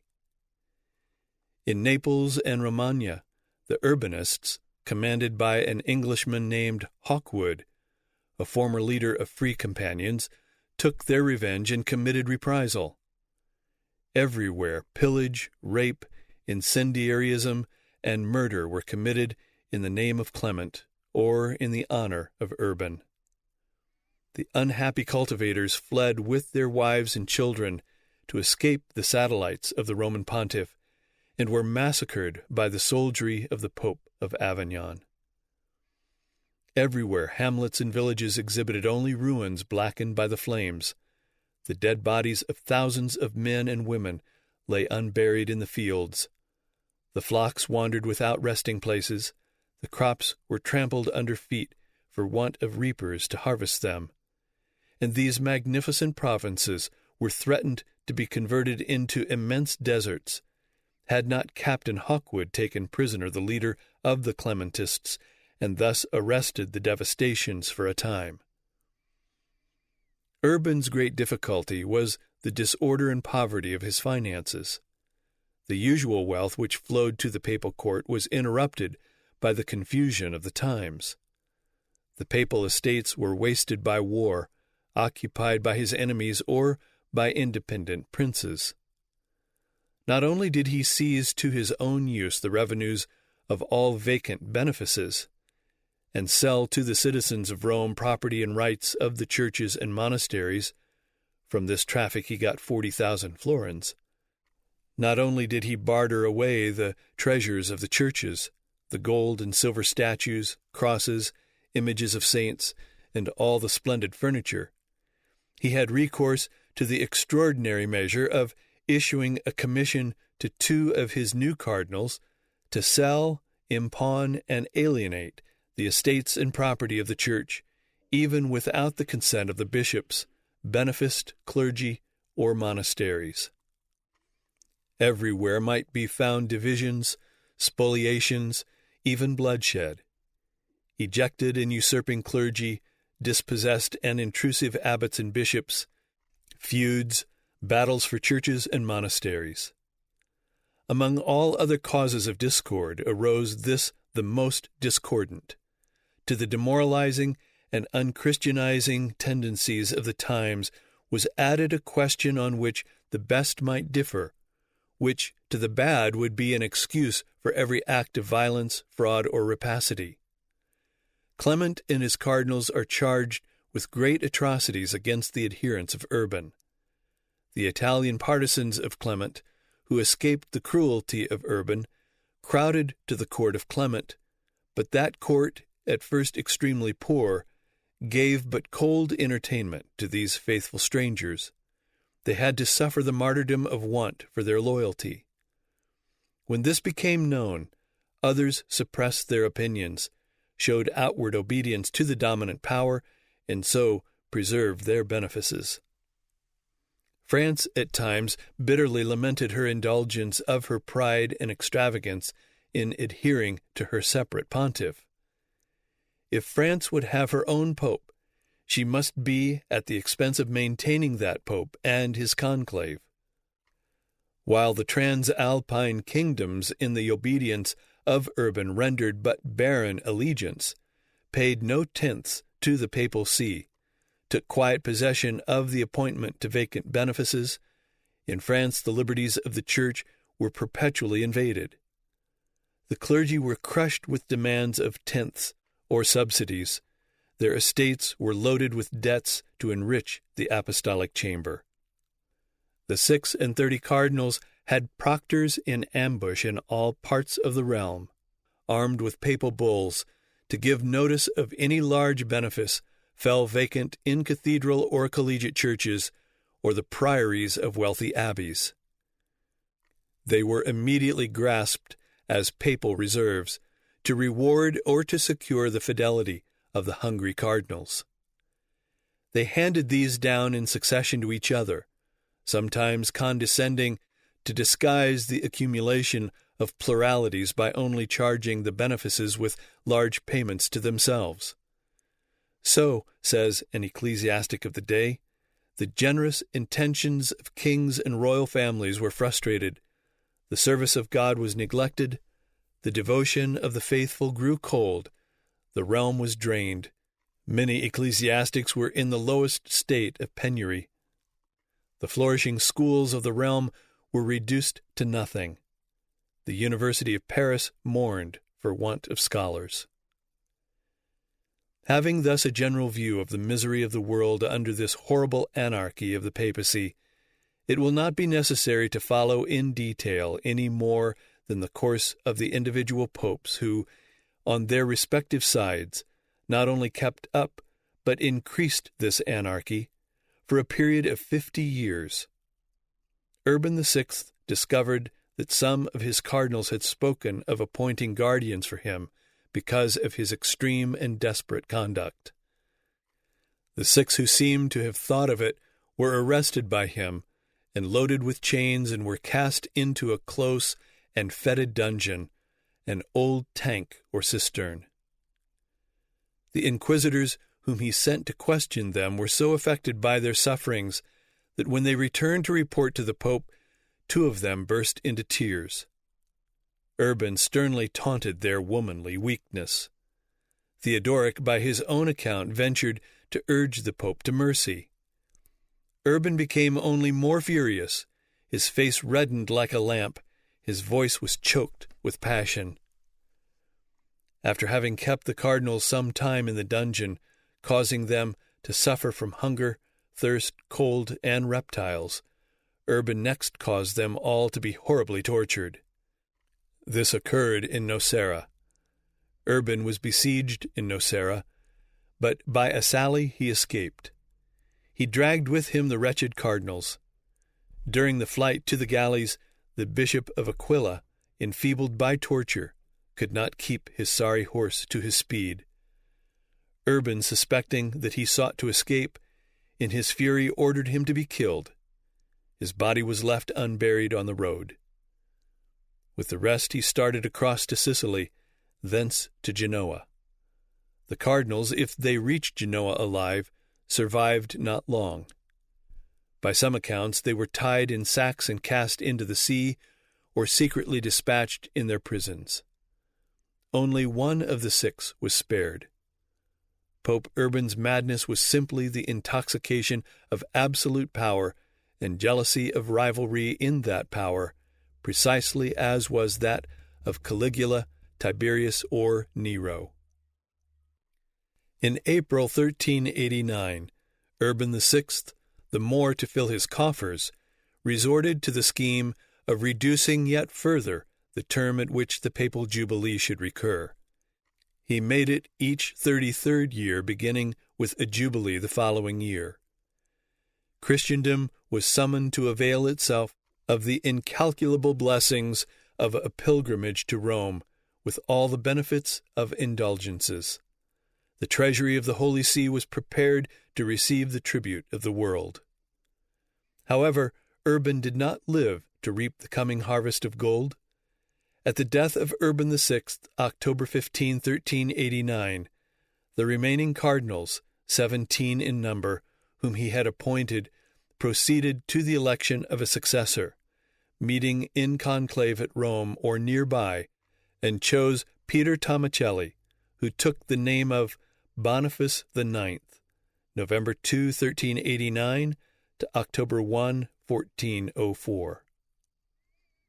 He immediately created 4 new cardinals.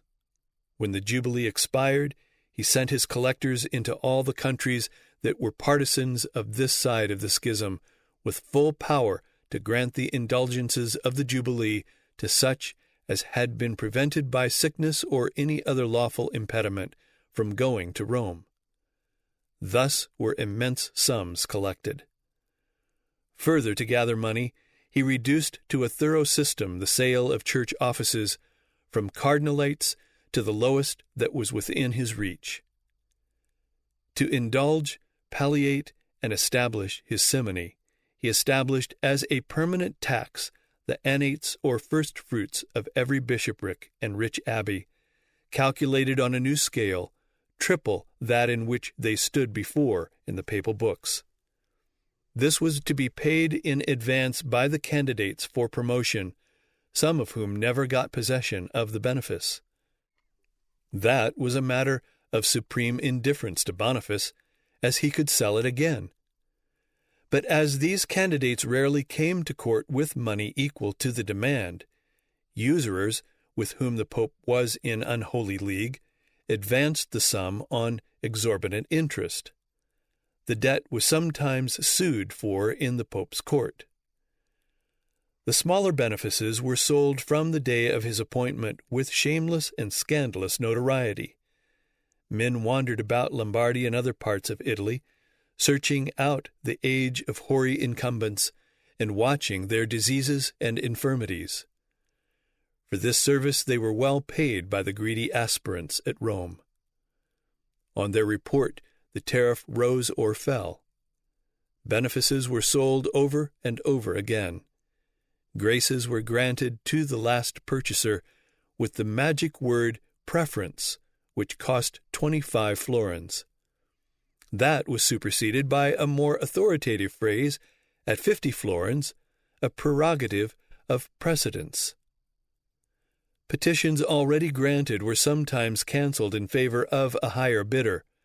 The Pope treated the lower offer as an attempt to defraud him. In the same year, the secretary Theodoric at Nîmes had known the same benefice sold in the course of 1 week to several successive claimants. The benefices were so openly sold that if money was not at hand, the Pope would receive the price in kind, in swine, sheep, oxen, horses, or grain. The officers were as skillful in these arts as himself.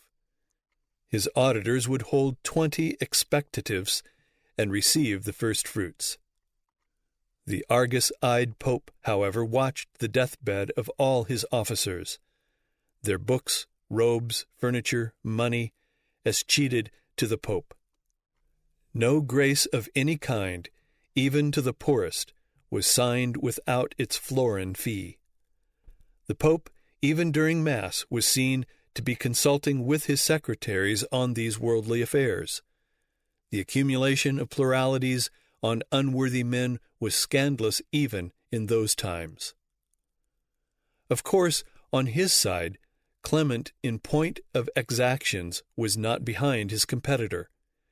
He ruined the clergy of France and Spain by enormous impositions, and extorted incredible sums from the faithful, whilst Italy was thus squeezed by an avaricious pontiff. France was groaning beneath the weight of imposts which had accumulated in that country to support the prodigalities of the Pope of Avignon, his 36 cardinals, mistresses, and minions. At last, the prelates of the kingdom, tired of paying to Clement, now a 10th, now a 20th of their revenues, assembled at the university and appointed 54 doctors to decide upon the steps to be taken to reestablish union in the Church, and in order, as they said, to have but one pope to fatten. The doctors of the university, after faithfully considering the situation, issued the following letter. The Church has fallen into contempt, servitude, and poverty. 2 popes elevate to prelacies only unworthy and corrupt ministers, who have no sentiments of equity or shame, and who think only of satiating their passions. They rob the property of the widow and the orphan, at the same time that they are despoiling churches and monasteries. Sacred or profane, nothing comes amiss to them, provided they can extract money from it. Religion is for them a mine of gold, which they work to the last vein. They sell everything from baptism to burial. They traffic in pyxes, crosses, chalices, sacred vases, and the shrines of the saints. One can obtain no grace, no favor without paying for it. It is not the worthiest, but the richest, who obtain ecclesiastical dignities. He who gives money to the Pope can sleep in safety, though he may have murdered his own father, for he is assured of the protection of the Church.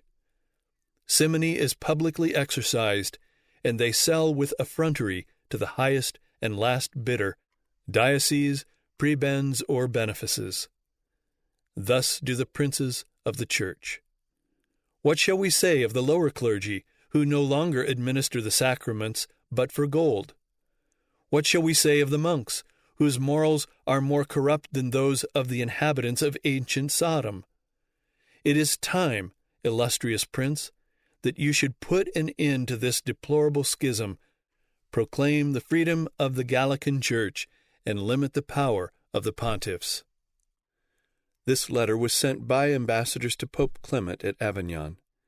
The ambassadors secured a full conclave of the cardinals, with the Pope present, to whom they read the letter in full. After the reading, the ambassadors presented the request of the king and the university to Clement to renounce the pontificate. At this, Clement sprang from his seat, grabbed the document, tore it to pieces, and trampled it under his feet. He appealed to the cardinals to know what punishment was fitting for those who had used such language as that in the letter. The cardinals surprised him by saying that the counsel offered by the university was worthy of serious consideration, that all the resources for gathering means had been exhausted, and their supply of money was falling off. This only increased his rage. He reproached them with traitorous cowardice, and, in his rage, left the council, retired to his chamber where his excessive anger threw him into apoplexy, from which he died the 3rd day afterward. As soon as the death of Clement was known in Paris, the university addressed the king, begging him to prohibit the cardinals at Avignon from electing another pope. The king sent a message to this effect to the cardinals at Avignon. The King of Aragon also addressed them to the same purpose. The archbishops of Treves, Mayence, and Cologne made the same request, and Pope Boniface, of course, did the same. But the cardinals had taken precaution, and forestalled all these things. Being in solemn conclave, they refused to receive any communications of any kind whatever, until their deliberations might be ended. They agreed, however, amongst themselves, and took a solemn oath, that whoever was chosen should at once resign the papacy at the request of the cardinals, provided Boniface also would resign. The conclave chose the Cardinal of Luna, who had repeatedly lamented the schism, and had openly declared that if he were pope, he would put an end to it at once. And when he sent to the King of France the notice of his election, he informed the king that it was only the importunity of the cardinals that had compelled him to accept the unwelcome office of pope, but that he was fully prepared to do whatever was advisable to bring peace to the Church. The University of Paris received this word with joy, and sent to him an address in which they recognized him as pope and highly commended his noble sentiments. To this he replied anew, suiting his action to the word, "I am as ready to resign the office as to take off this cap."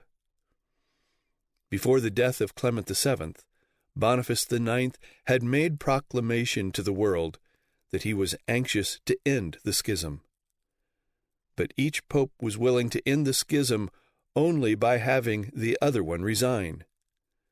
The two popes were now Benedict XIII at Avignon, September 28, 1394, to November 29, 1424, and Boniface IX at Rome, November 2, 1389, to October 1, 1404. The miseries of this papal anarchy had now become so great that the King of France took the lead in having the great powers of Christendom unite to save the papacy from itself. He sent representatives to Germany and to England to further this purpose. The University of Paris entered a standing appeal from all the acts of Benedict XIII to a future one who should be true and universal pope. Benedict issued a bull denouncing this as defamatory libel. A National Assembly of the State and Church of France met in Paris, approved the king's plan, and sent ambassadors to Benedict, beseeching him to comply. He made answer as follows: "Know all of you, princes of the state and church, that you are my subjects, since God has submitted all men to my authority. Know that the cardinals have no other power than that of choosing as pope the most worthy of their number, and as soon as they have declared him supreme chief of the Church, the Holy Spirit suddenly illuminates him. He becomes infallible, and his power equals that of God. He can be no longer subjected to any sway. He is placed above the powers of the earth, and he cannot be deposed from the apostolic throne, even by his own desire. The dignity of the pontiff is finally so redoubtable that the world should listen to our decrees, bend in the dust, and tremble at our word." 2 years passed, and the efforts of the King of France were so well received by powers of Europe that, in 1398, at an assembly of the states and clergy of France, it was announced that not only the King and Church of France had determined to demand the renunciation of the papacy by both popes, but that in this were united the kings of Hungary, Bohemia, England, Aragon, Castile, Navarre, and Sicily. This same assembly unconditionally withdrew allegiance from Benedict XIII, and this act was published by letters throughout the kingdom of France. When these letters reached Avignon, even the cardinals there withdrew from Pope Benedict. A representative of the emperor, of the King of France, and of the clergy of both Germany and France was sent to Rome to present to Boniface IX their request for his renunciation. When the Pope's attendants began to show some fear that he might concede the request, he said to them, "My good children, Pope I am, Pope will I remain, despite all entreaty of the kings of France and Germany." The representative returned to France and was sent on a like errand to Pope Benedict XIII at Avignon. The only answer he could get from Benedict was, "Let the King of France issue what ordinances he will. I will hold my title and my popedom till I die." The ambassador begged of him to consult his cardinals. He consented, and the cardinals assembled in full consistory. He made to them a speech and withdrew. The cardinals consulted and advised him to submit to the request of the kings. But he declared, "I have been invested by God in the papacy. I will not renounce it for count, nor duke, nor king." The cardinals then sent again to Benedict, this time the king's ambassador. But Benedict again replied, "Pope, I have written myself. Pope, I have been acknowledged by all my subjects. Pope, I will remain to the end of my days. And tell my son, the King of France, that I thought him till now a good Catholic. He will repent of his errors. Warn him in my name not to bring trouble on his conscience." Next, a marshal of France, with troops, was sent to remove Benedict and to compel him to resign. Even the citizens of Avignon were in favor of compelling him to resign. But to this he replied, "I will summon the Gonfalonier of the Church, the King of Aragon, to my aid. I will raise troops along the Riviera as far as Genoa. What fear ye? Guard ye your city, I'll guard my palace." But Benedict's Gonfalonier of the Church would not respond, except with the words, "Does the priest think that for him I will plunge into a war with the King of France?" The people of Avignon and the cardinals surrendered to the marshal at the first summons. Benedict endured a short siege, but surrendered. He was not really taken a prisoner. He was allowed to remain in his palace and grounds, but was held thus a prisoner for 5 years, 1398 to 1403. In this time, divisions had arisen amongst the nobles. The King of Sicily forced his way into the presence of Benedict and assured Benedict of his full and loyal allegiance. March 12, 1403, Benedict escaped in disguise from his palace, took a boat, dropped down the river Rhone, and took refuge in the strong fortress held by 500 soldiers of the King of Sicily. There he summoned to him his cardinals. They went, and he was complete pope again. Before an assembly of the clergy in Paris, 2 cardinals appeared to plead the cause of Benedict. The University of Paris itself was divided. The King of France changed his attitude and restored to Benedict the allegiance of the realm, declaring, "So long as I live, I will acknowledge him alone as the vicar of Christ." To the king and the whole kingdom, Benedict still made his loud professions of his eagerness to quench the schism. He sent an embassy to Boniface in Rome. Boniface refused to receive them unless they would come before him, recognizing him as pope.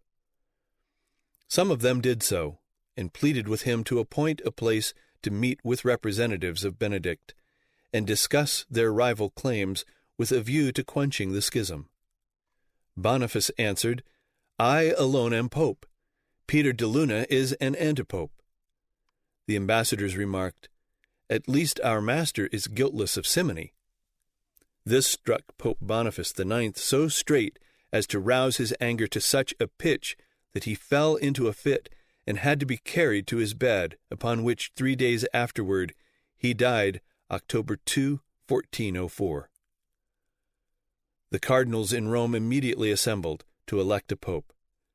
First of all, they pledged one another in a solemn oath that whosoever of them should be chosen to the papacy, he would abdicate just as soon as Benedict XIII would do the same.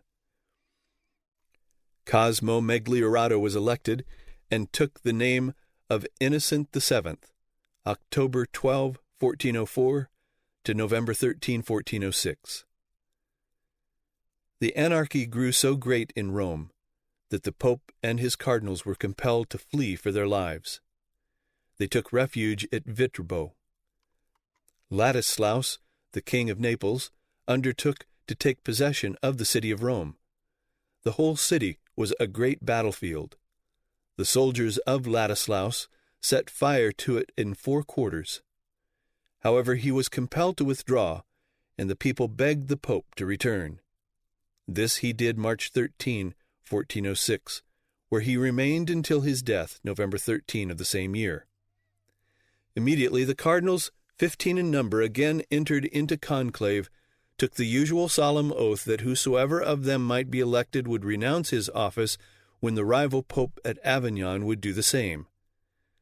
The one of their number who had most constantly and seemingly most earnestly deplored the schism, Angelo Corrario, was elected at the age of nearly 80 years, taking the papal name Gregory XII, November 19, 1406, to October 18, 1417. After his election, as well as before, he proclaimed his profound interest in quenching the schism of the Church.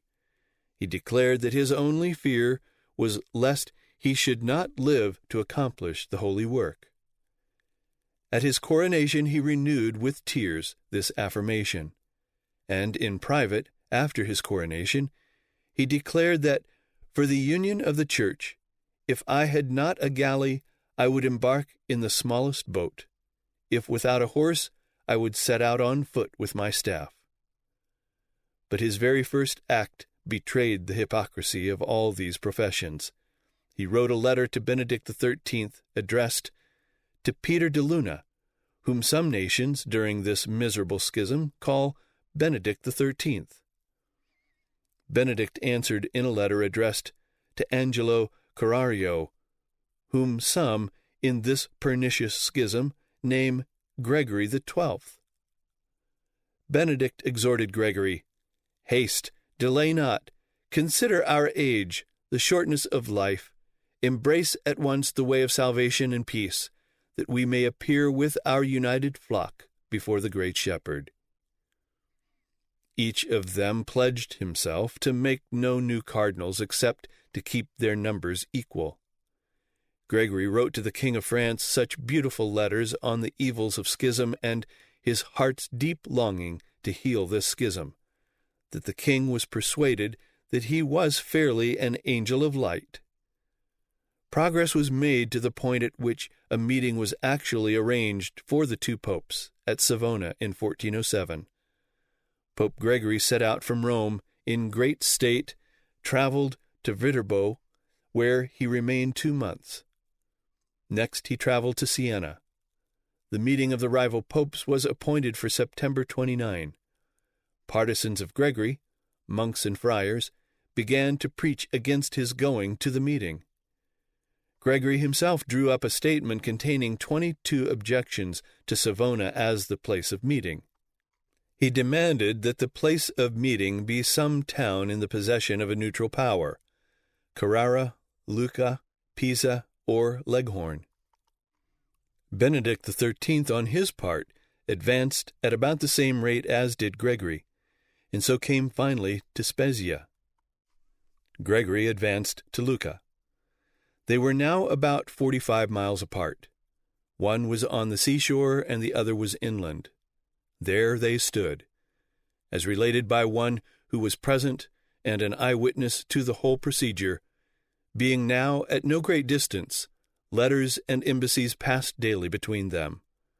Both pretended to have nothing so much at heart as the unity of the Church, but both were equally averse to the means of procuring it. They pretended to be desirous of conferring in person, but no place could be found to which the one or the other did not object. Gregory accepted against all maritime places, and Benedict against all at a distance from the sea. You would have thought the one a terrestrial animal that hated the water, and the other an aquatic that dreaded the dry land. This conduct gave great offense to all sensible and well-meaning men, who could not but see that their fears were affected and dangers were pretended where there was nothing to fear. All loudly complained of so palpable and criminal a collusion, and how shocking it was to see two men, both at the age of 70 and upward, sacrificing their reputation, their conscience, and the peace of the Church to their ambition, to the desire of reigning but a few days. Gregory XII first showed his hand through these pretensions. He broke the agreement to appoint no new cardinals by appointing 4 at once. The former cardinals were summoned before him. He informed them that he had determined to resume the full exercise of the papal power. They fled to Pisa and appealed to a general council. Benedict XIII, on his part, resumed full papal functions by issuing 2 bulls at once, each one excommunicating the King of France. He sent the bulls by messengers, instructed to deliver them into the king's own hands, and to return with all speed. They delivered the bulls as instructed, but instead of returning, they were captured and put in prison. The king assembled some members of his parliament and the deputies of the University of Paris with nobles and prelates. One of the prelates preached a sermon from the text, "His iniquity shall fall on his own head," and presented 13 charges against Peter de Luna, called Benedict XIII. Amongst these were charges of perjury and of heresy. The bulls were declared by the council illegal, treasonable, and injurious to the king's majesty. The king told his chancellor to do what is right. The chancellor tore each of the bulls in 2. One half he gave to the nobles, the other half to the prelates and the delegates of the university. These tore the bulls into shreds. A proclamation was published in Italy announcing the neutrality of France in the contest between the popes, asserting the perjury, treachery, and heresy of both popes, and calling upon all churches to abandon both. Christendom had beheld with indignation this miserable game of chicanery, stratagem, falsehood, perjury, played by 2 hoary men, each above 70 years old. The mutual fear and mistrust of the rival popes was their severest self-condemnation. These gray-headed prelates, each claiming to be the representative of Christ upon earth, did not attempt to disguise from the world that neither had the least reliance on the truth, honor, justice, religion of his adversary. Neither would scruple to take any advantage of the other, neither would hesitate at any fraud or violence or crime, neither would venture within the grasp of the other, from the avowed apprehension for his liberty or his life. The forces at the command of each must be exactly balanced. The cities or sovereigns in whose territories they were to meet must guarantee to give hostages for their personal security. They deliberately charged each other with the most nefarious secret designs, as well as with equivocation, evasion, tampering with sacred oaths, perjury. Both colleges of cardinals now united against both popes. The 2 colleges of cardinals met in one at Leghorn. There they agreed and decided to set their authority above that of the popes, and on that authority to call a general council to assemble at Pisa, March 25, 1409. Each company of cardinals sent a summons to its respective pope, and circular letters throughout the realms of Europe that recognized the respective popes. Benedict's cardinals charged him with being the author and maintainer of the schism, and as wicked as the Jews and the heathen soldiers who would rend the seamless robe of Christ. They charged him with insincerity, artifice, obstinacy, and contempt of his oaths. Gregory's cardinals charged him with being a man of blood, without honor, the slave of his carnal affections, a drunkard, a madman, a proclaimed heretic, a subverter of the Church of God, an accursed hypocrite. They charged him and Benedict XIII with all the evils that accompanied the schism. They declared that they had chosen Gregory XII as the best and most holy of their order, he had sworn deeply, repeatedly, solemnly, to extinguish the schism by renunciation. He had afterward declared such renunciation diabolical and damnable, as though he had taken the keys of St. Peter only to acquire the power of perjuring himself and of giving free license of perjury to others. The two popes, seeing that a general council was to be assembled, each himself called a general council. But the general council called by the cardinals became the real one. In the General Council of Pisa thus called, there were 26 cardinals, 4 patriarchs, 12 archbishops, 80 bishops in person, and 14 archbishops, and 102 bishops by their representatives. There were 87 abbots in person, and 200 by representatives. The generals of the 4 great orders of the Church were present.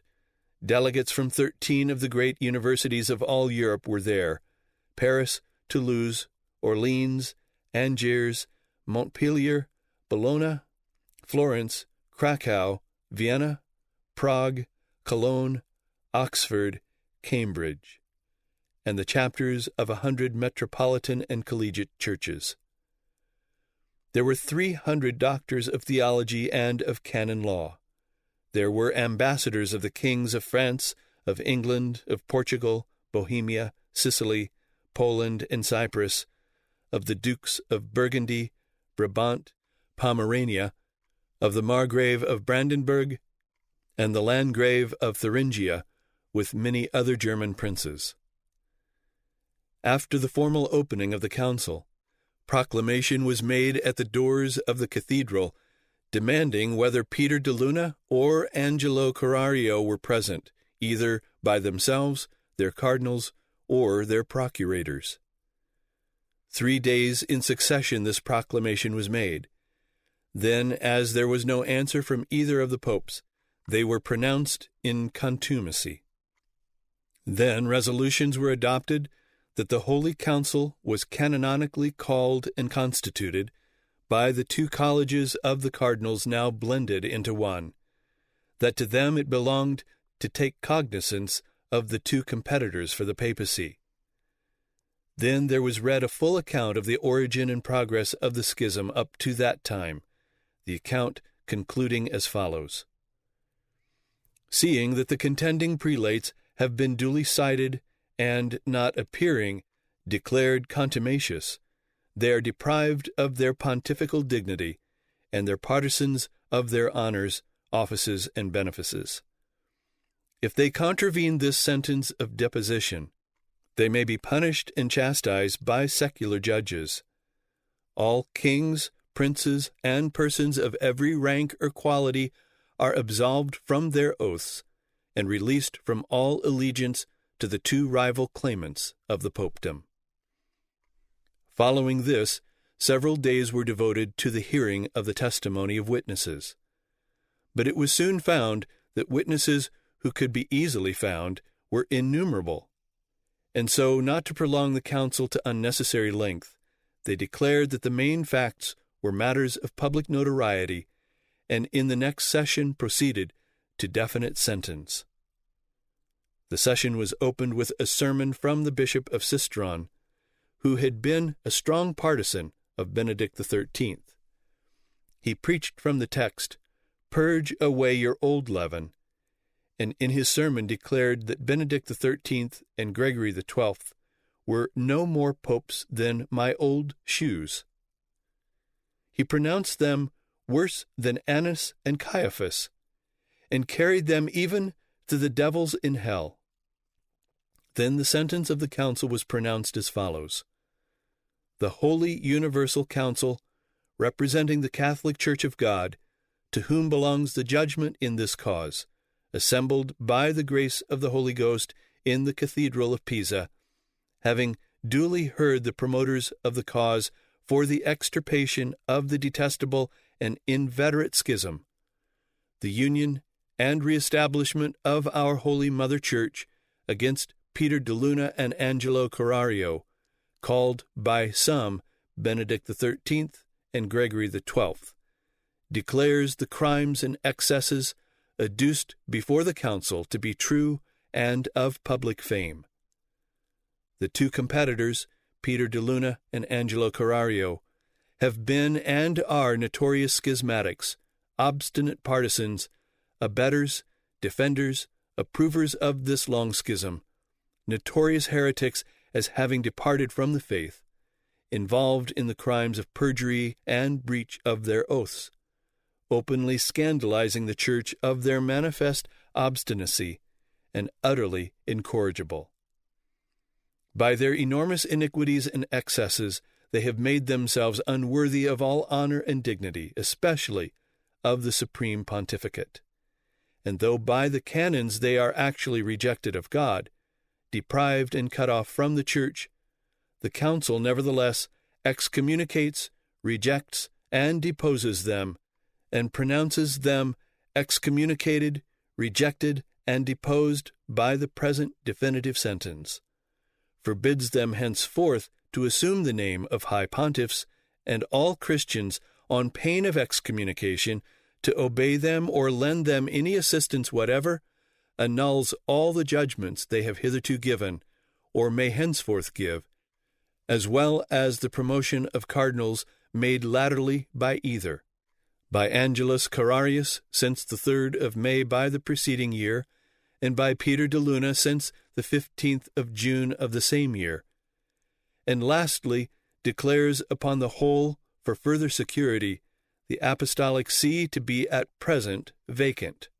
and the cardinals at liberty to proceed to a new election.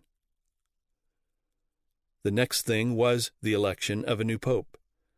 This could not be by the council, but only by the cardinals.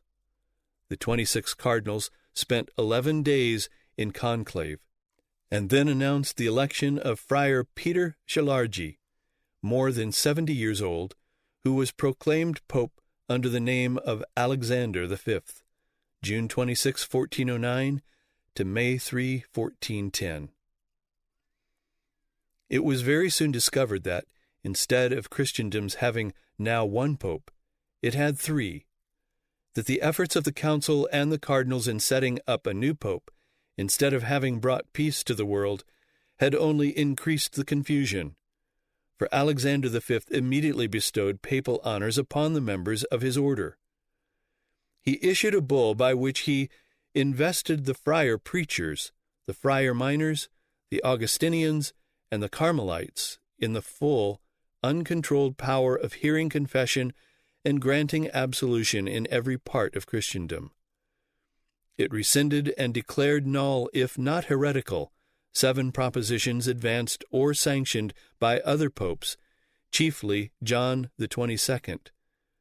This bull was not only the absolute annihilation of the exclusive prerogatives and pretensions of the clergy, but it was ordered to be read by the clergy themselves in all the churches in Christendom.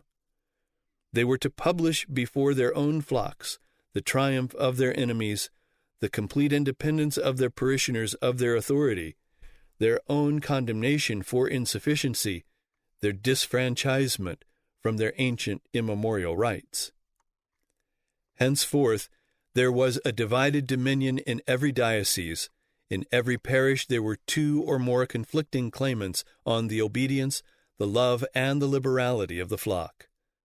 Still further, all who dared to maintain the propositions annulled by the bull were to be proceeded against as contumacious and obstinate heretics.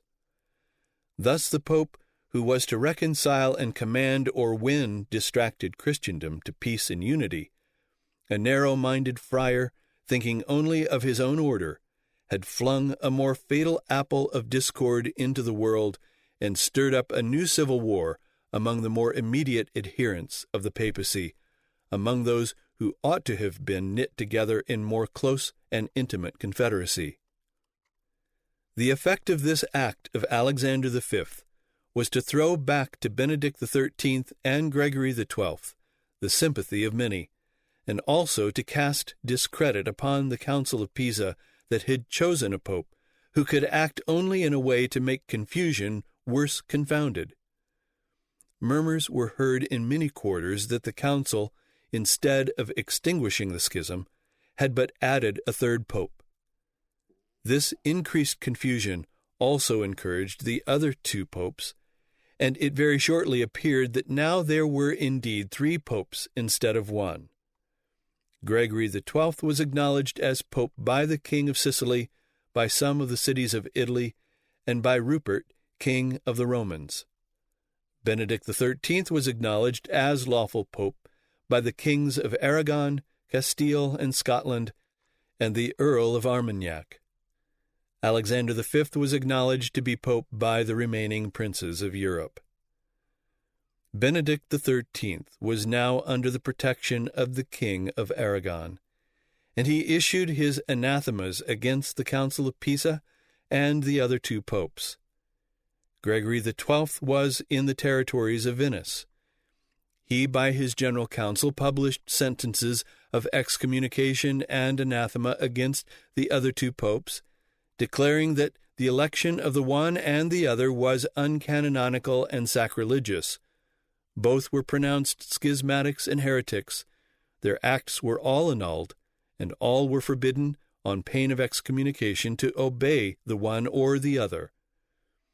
Gregory also published again his many times repeated and broken profession that he was ready to resign immediately, provided the other 2 popes would do the same at the same time and in the same place.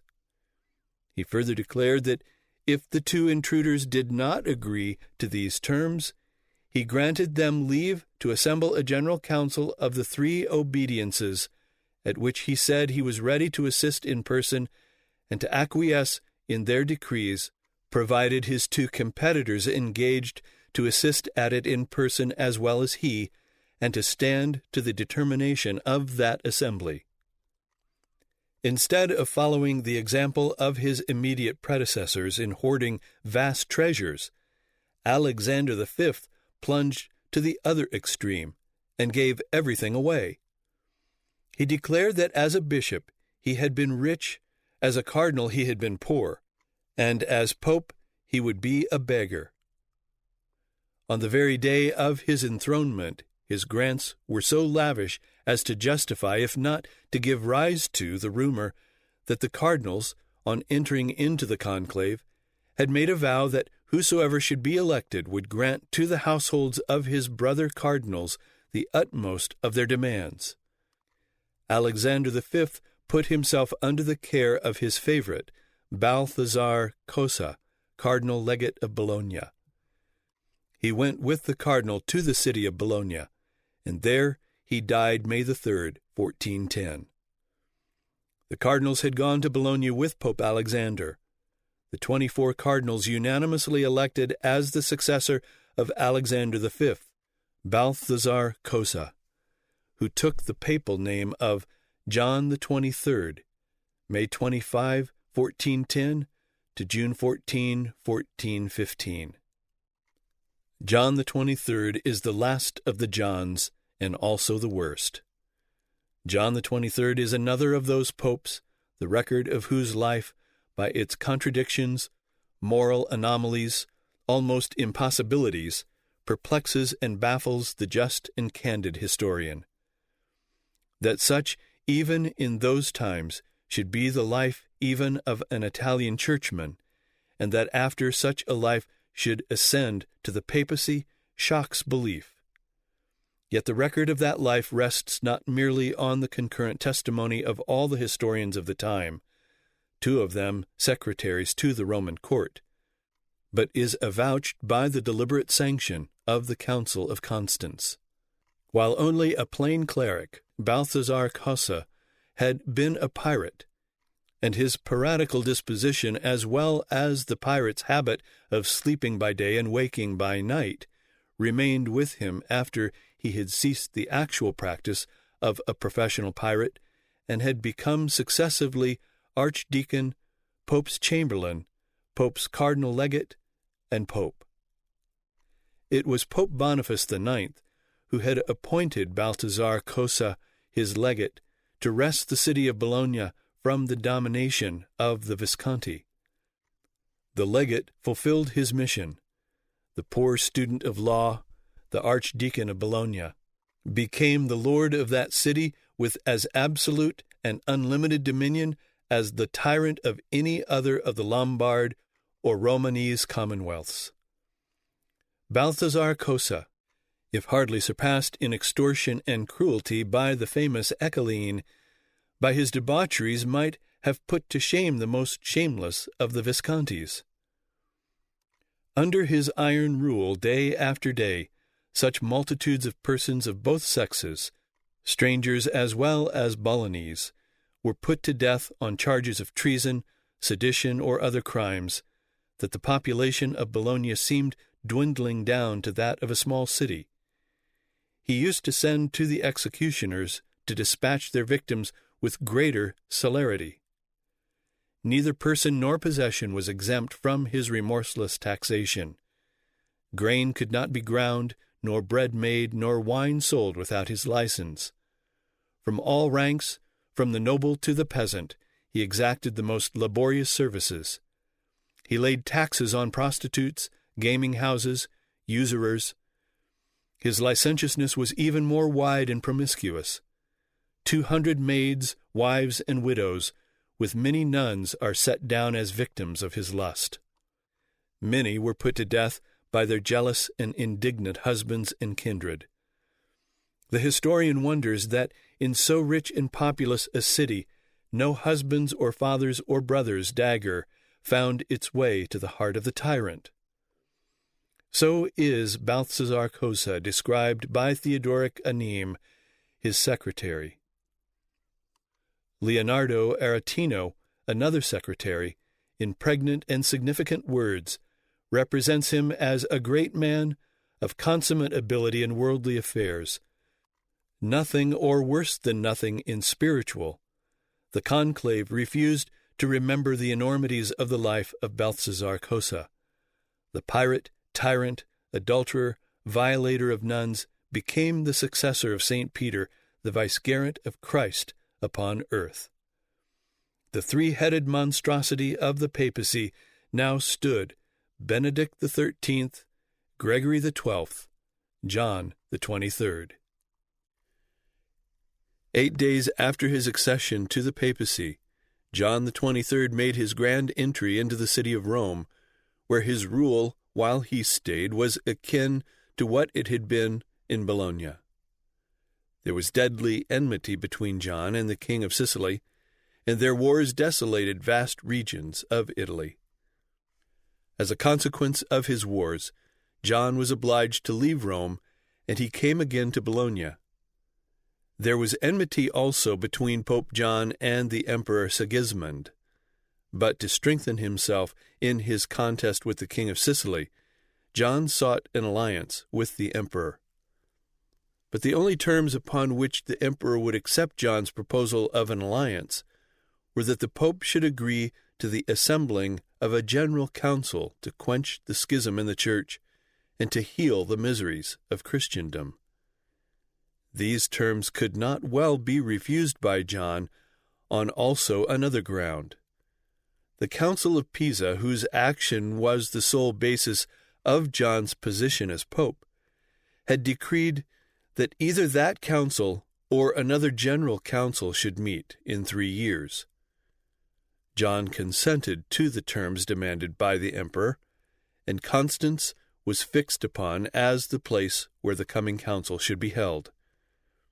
An imperial letter and a papal bull were sent throughout Christendom to summon the General Council of Christendom to meet at Constance toward the close of the ensuing year 1414.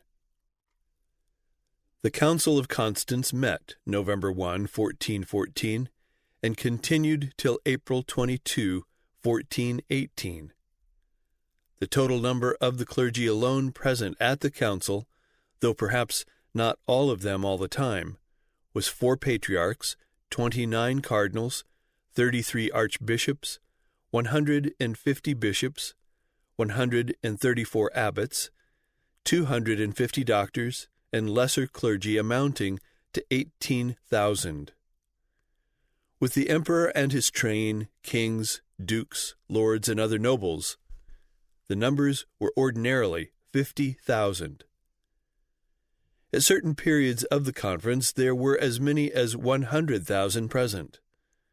30,000 horses were fed, and 30,000 beds were provided by the city. The council was opened with John the 23rd presiding. Deputies were present from both Gregory XII and Benedict XIII. Gregory's deputies promptly declared, in behalf of their master, that he was ready to resign upon condition that both the other popes should resign at the same time. They also presented to the emperor a petition asking that John the 23rd should not be allowed to preside at the council. To consider this subject, there was appointed, apart from the council, a general assembly of the heads of the nations who were present. They reported a recommendation that the 3 popes should voluntarily resign. Pope John instantly agreed, and himself drew up a form of resignation. But as the assembly was not satisfied with it, he left it with them to frame.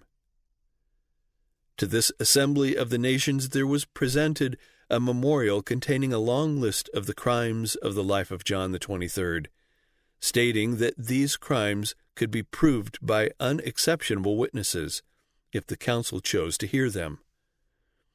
As the crimes were notorious already and undeniable, even by John, he proposed to the assembly that he should plead guilty before the council, reminding them of the generally received maxim that a pope could not be deposed for any crime except that of heresy. But this proposition was refused by the assembly on the ground that they could not think it decent that such heinous crimes should be laid publicly before the council to be narrowly inquired into. They therefore advised the memorial be suppressed, provided John would consent to the resignation which they would frame. To this John agreed.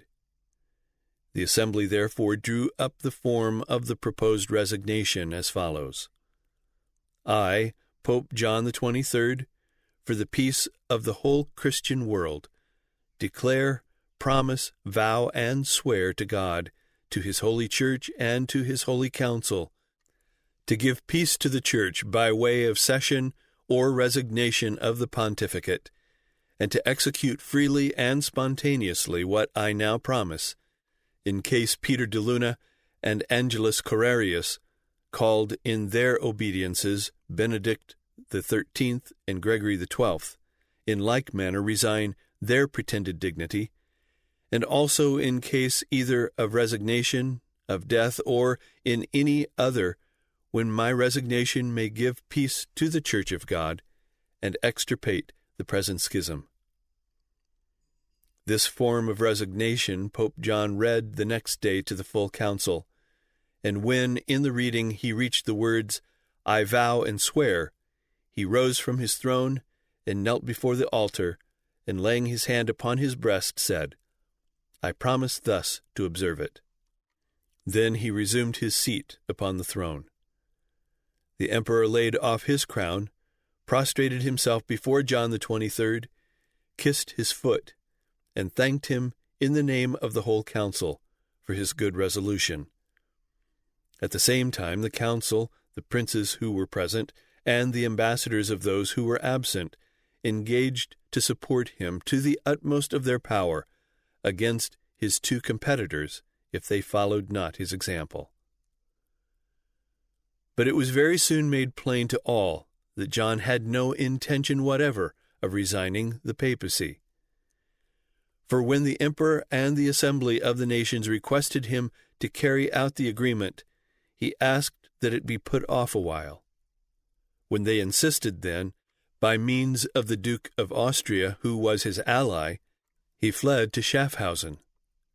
From there he wrote the evening of the same day, and sent to the emperor a letter asking him to excuse his flight, in which he addressed the emperor, saying, My dear son, by the grace of Almighty God, I am arrived at Schaffhausen, where I enjoy my liberty and air that agrees with my constitution.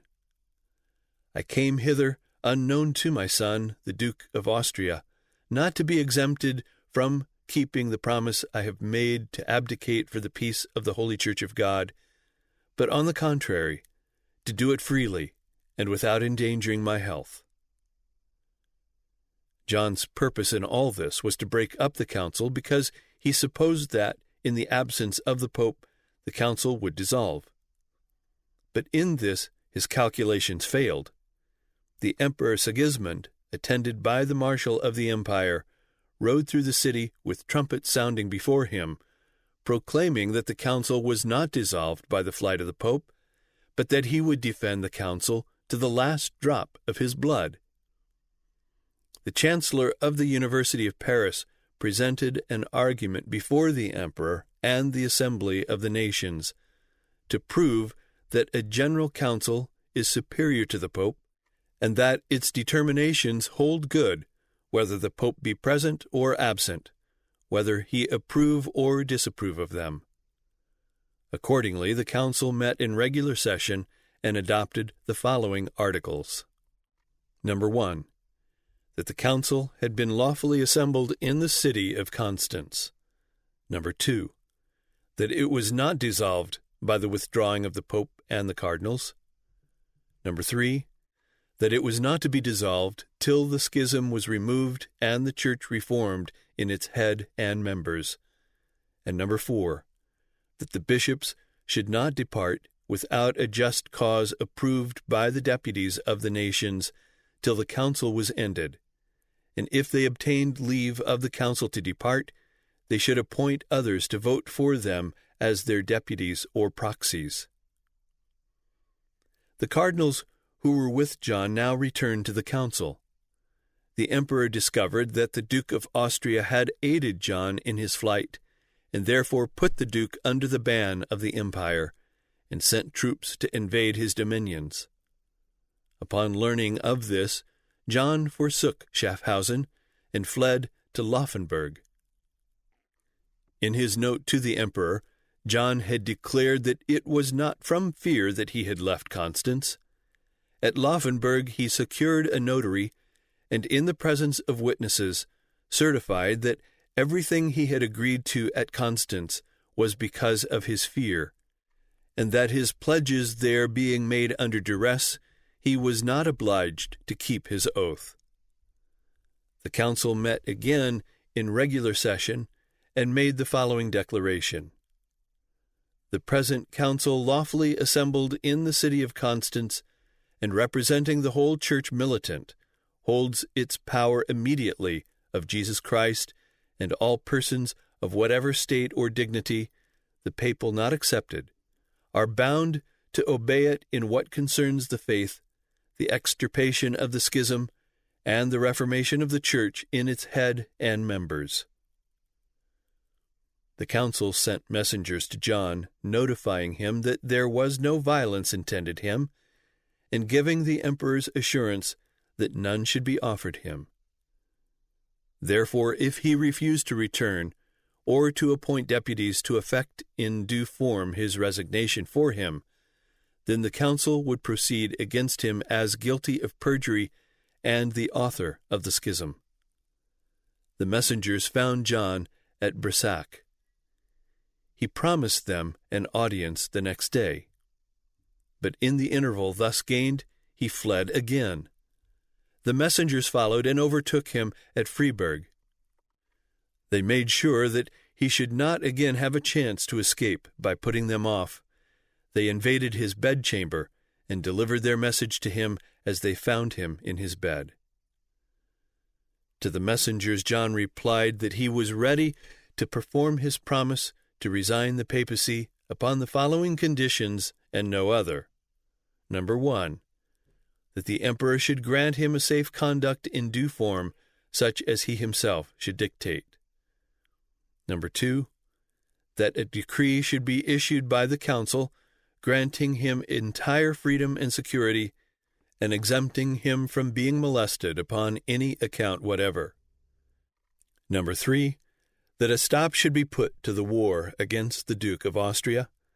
And number 4, that after his resignation he should be appointed perpetual legate over all Italy, or enjoy, during life, the Bolognese and the county of Avignon, with a yearly pension of 30,000 florins of gold, and that he should hold of no person whatever, nor be obliged to give an account to any person of what he had done or might thenceforth do.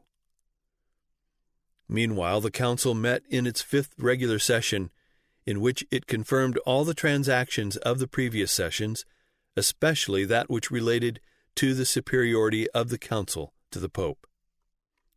In this session it was further decided that the Pope was obliged to obey the decrees of the council and to stand to its decisions, that if he refused to resign, the faithful should all withdraw their obedience from him, and he should be held as actually deposed, that his flight from Constance was unlawful and prejudicial to the unity of the Church, that if he would return, a most ample safe conduct should be granted to him, and if he fulfilled his promise to resign, he should be provided for during life in such manner as should be arranged by 4 persons named by him and 4 by the council.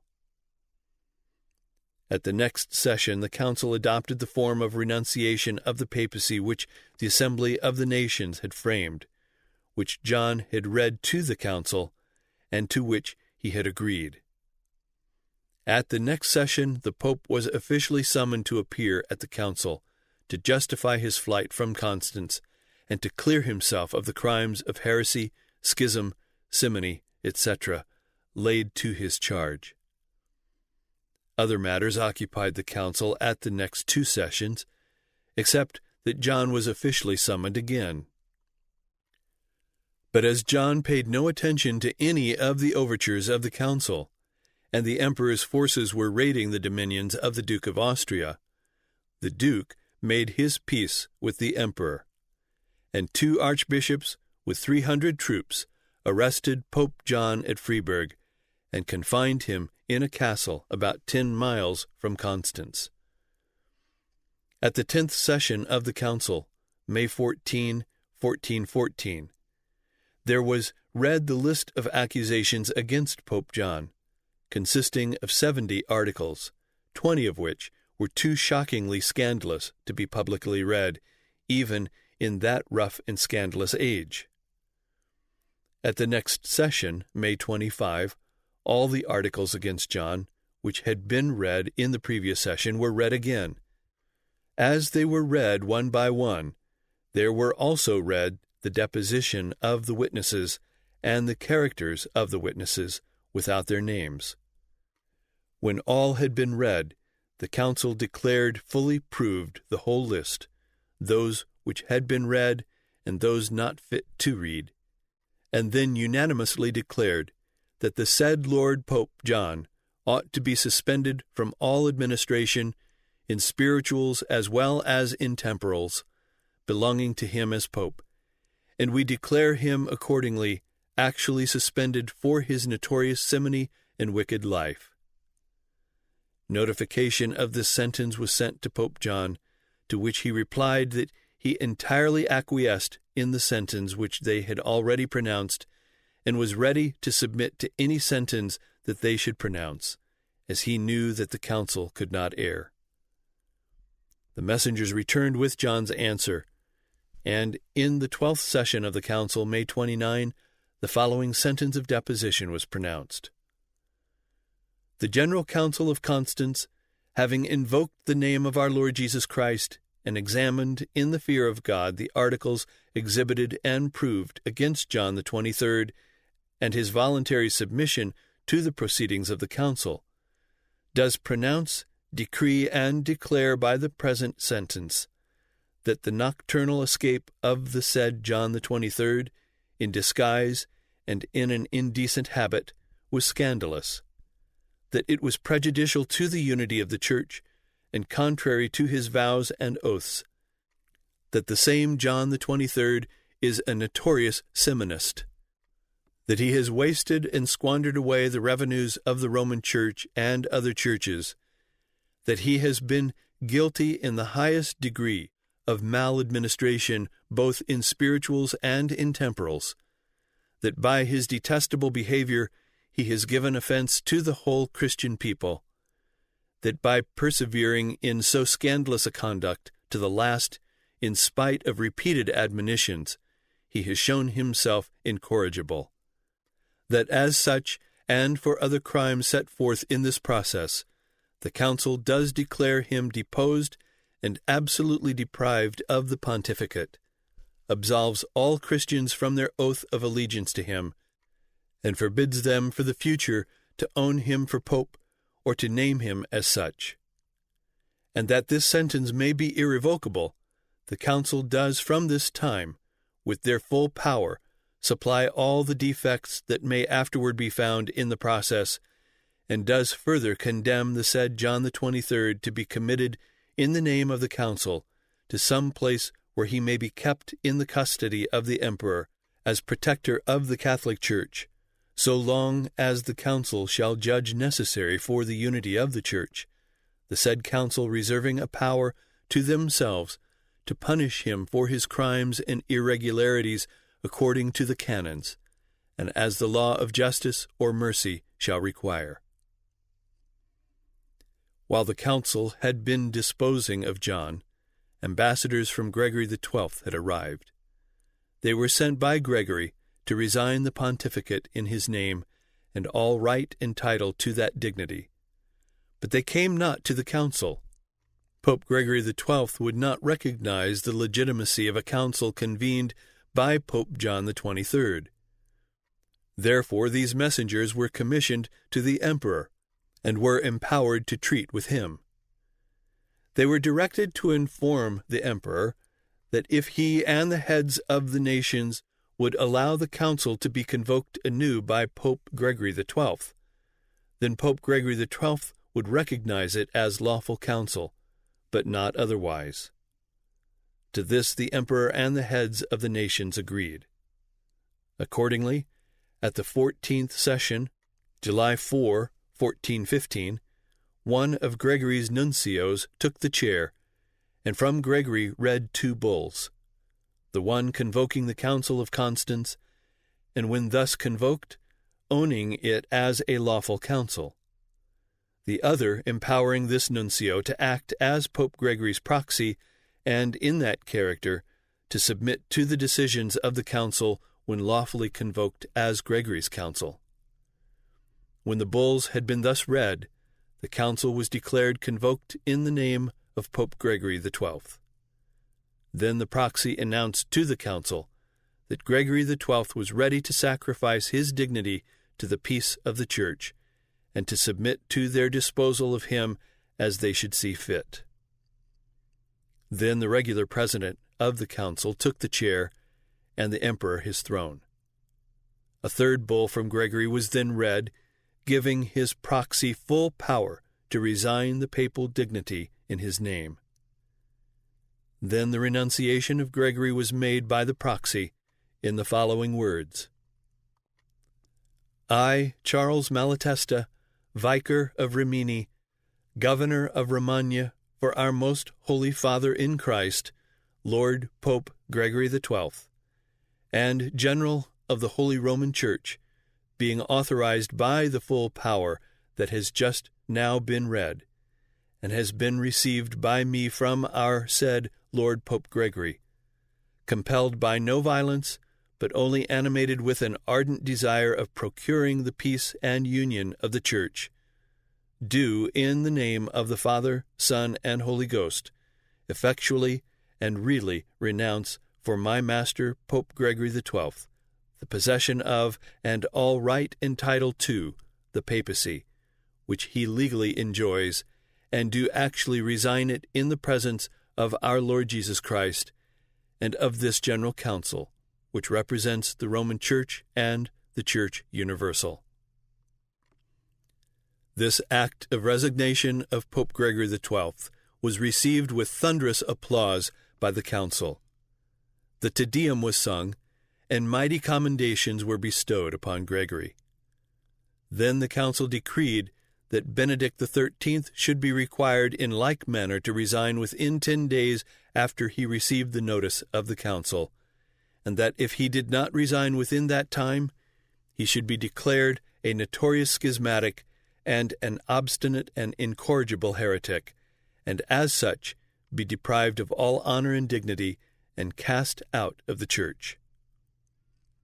The council next decreed that Gregory should retain the dignity of cardinal bishop so long as he lived, that he should be first in rank after the Pope, unless some alteration should be judged expedient with respect to this article upon the resignation of Peter de Luna, and that he should be perpetual legate of the marches of Ancona, and enjoy undisturbed all the honors, privileges, and emoluments annexed to that dignity. The council granted him besides a full and unlimited absolution from all the irregularities he might have been guilty of during his pontificate, exempted him from giving an account of his past conduct or any part of it to any person whatever, and forbade any to be raised to the pontificate till they had promised upon oath to observe this decree, notwithstanding all the canons, constitutions, and decrees of general councils to the contrary. Benedict XIII insisted that now that the other 2 popes had resigned, this left him sole and indisputably lawful pope. The emperor and a large number of attendants made a journey of nearly 500 miles to Perpignan in France, on the Gulf of Lion, near the Spanish border, where they met the King of Aragon and all the princes who recognized Benedict as pope. They held a congress and sought by every possible means to persuade Benedict to resign, but all in vain. At one of the sessions he argued for 7 hours at a stretch, although he was 77 years old, that he alone was lawful pope, and that if the good of the Church required him to resign, he alone had the right to elect a new pope, being the only undoubted cardinal then alive, as having been created before the schism and consequently by an undoubted pope. He declared that he never would abandon the Church, which it had pleased the Almighty to commit to his care, and at the same time declared excommunicated all who did not acknowledge him, whether emperors, kings, cardinals, patriarchs, archbishops, or bishops, and declared them to be rebels to St. Peter and his Church. His adherents all, except 4 cardinals, deserted him and recognized the Council of Constance. Then the Council of Constance deposed him July 26, 1417.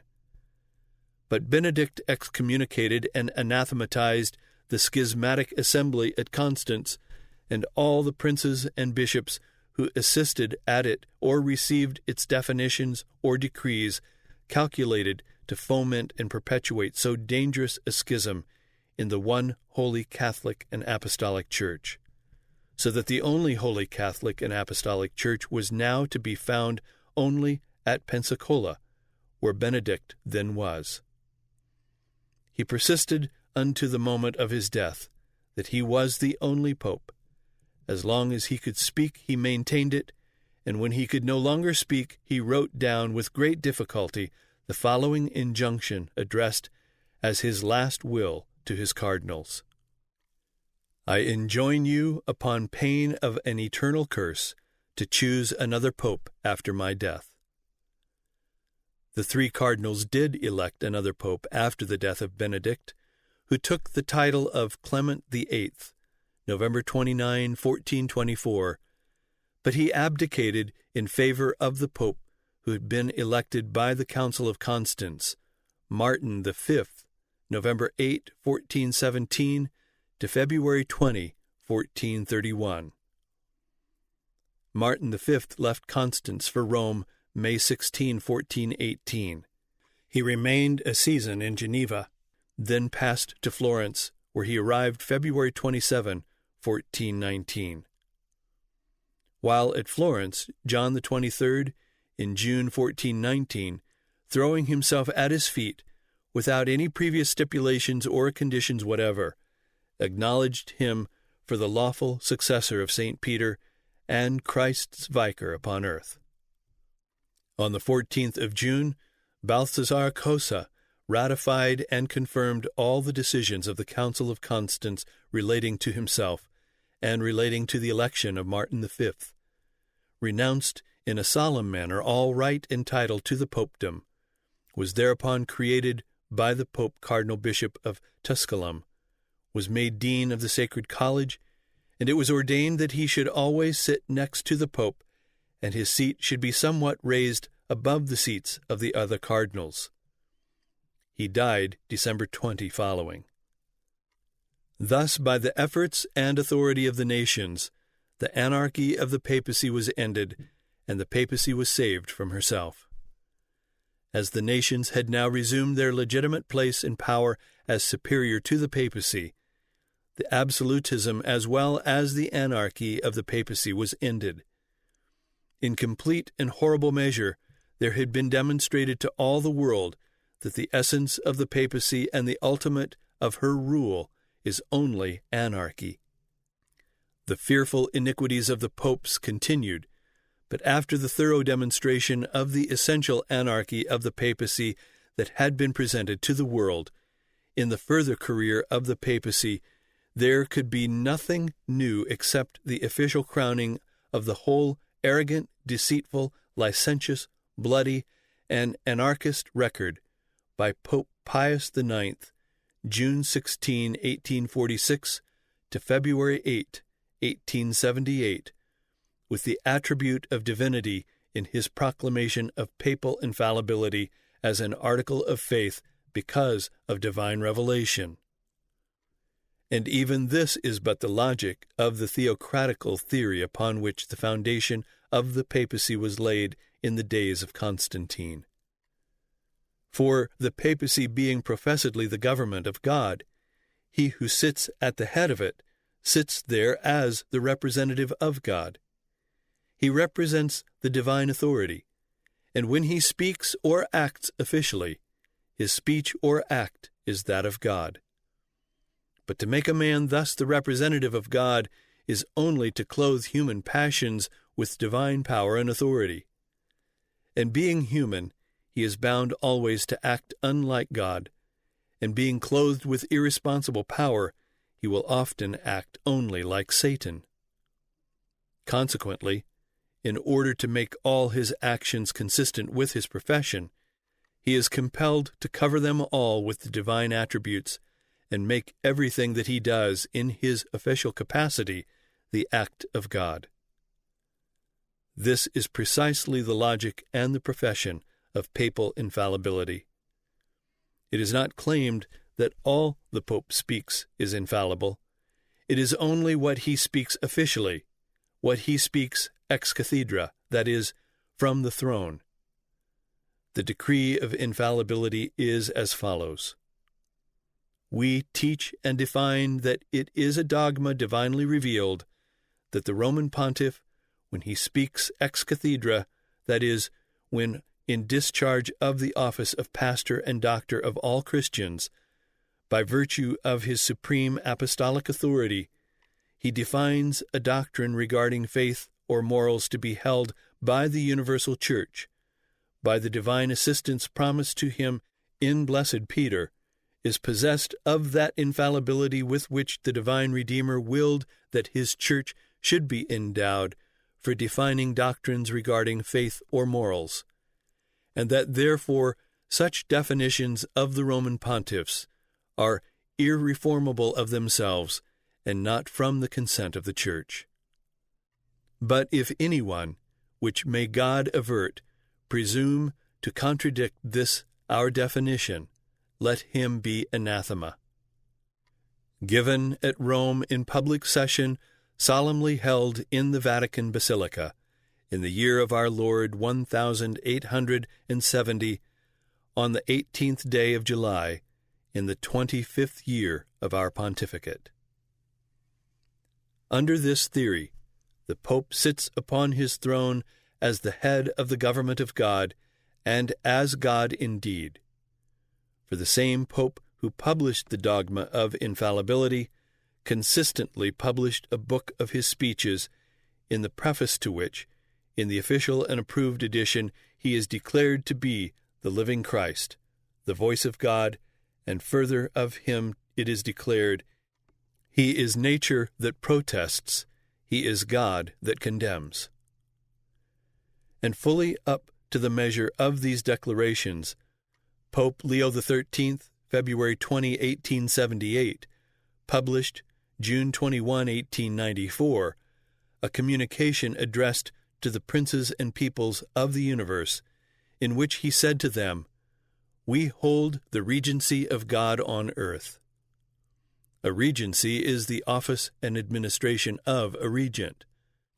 A regent is an administrator of a realm during the minority or incapacity of a king, one who rules or reigns, hence one invested with vicarious authority, one who governs a kingdom in the minority, absence, or disability of the sovereign.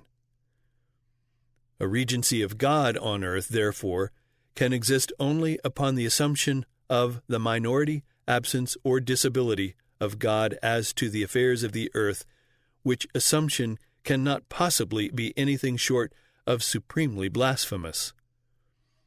Thus, in the papacy, there is fulfilled to the letter, in completest meaning, the prophecy, 2 Thessalonians 2 verses 1 through 9, of the falling away and the revealing of that man of sin, the son of perdition, who opposeth and exalteth himself above all that is called God or that is worshipped, so that he as God sitteth in the temple of God, showing himself that he is God.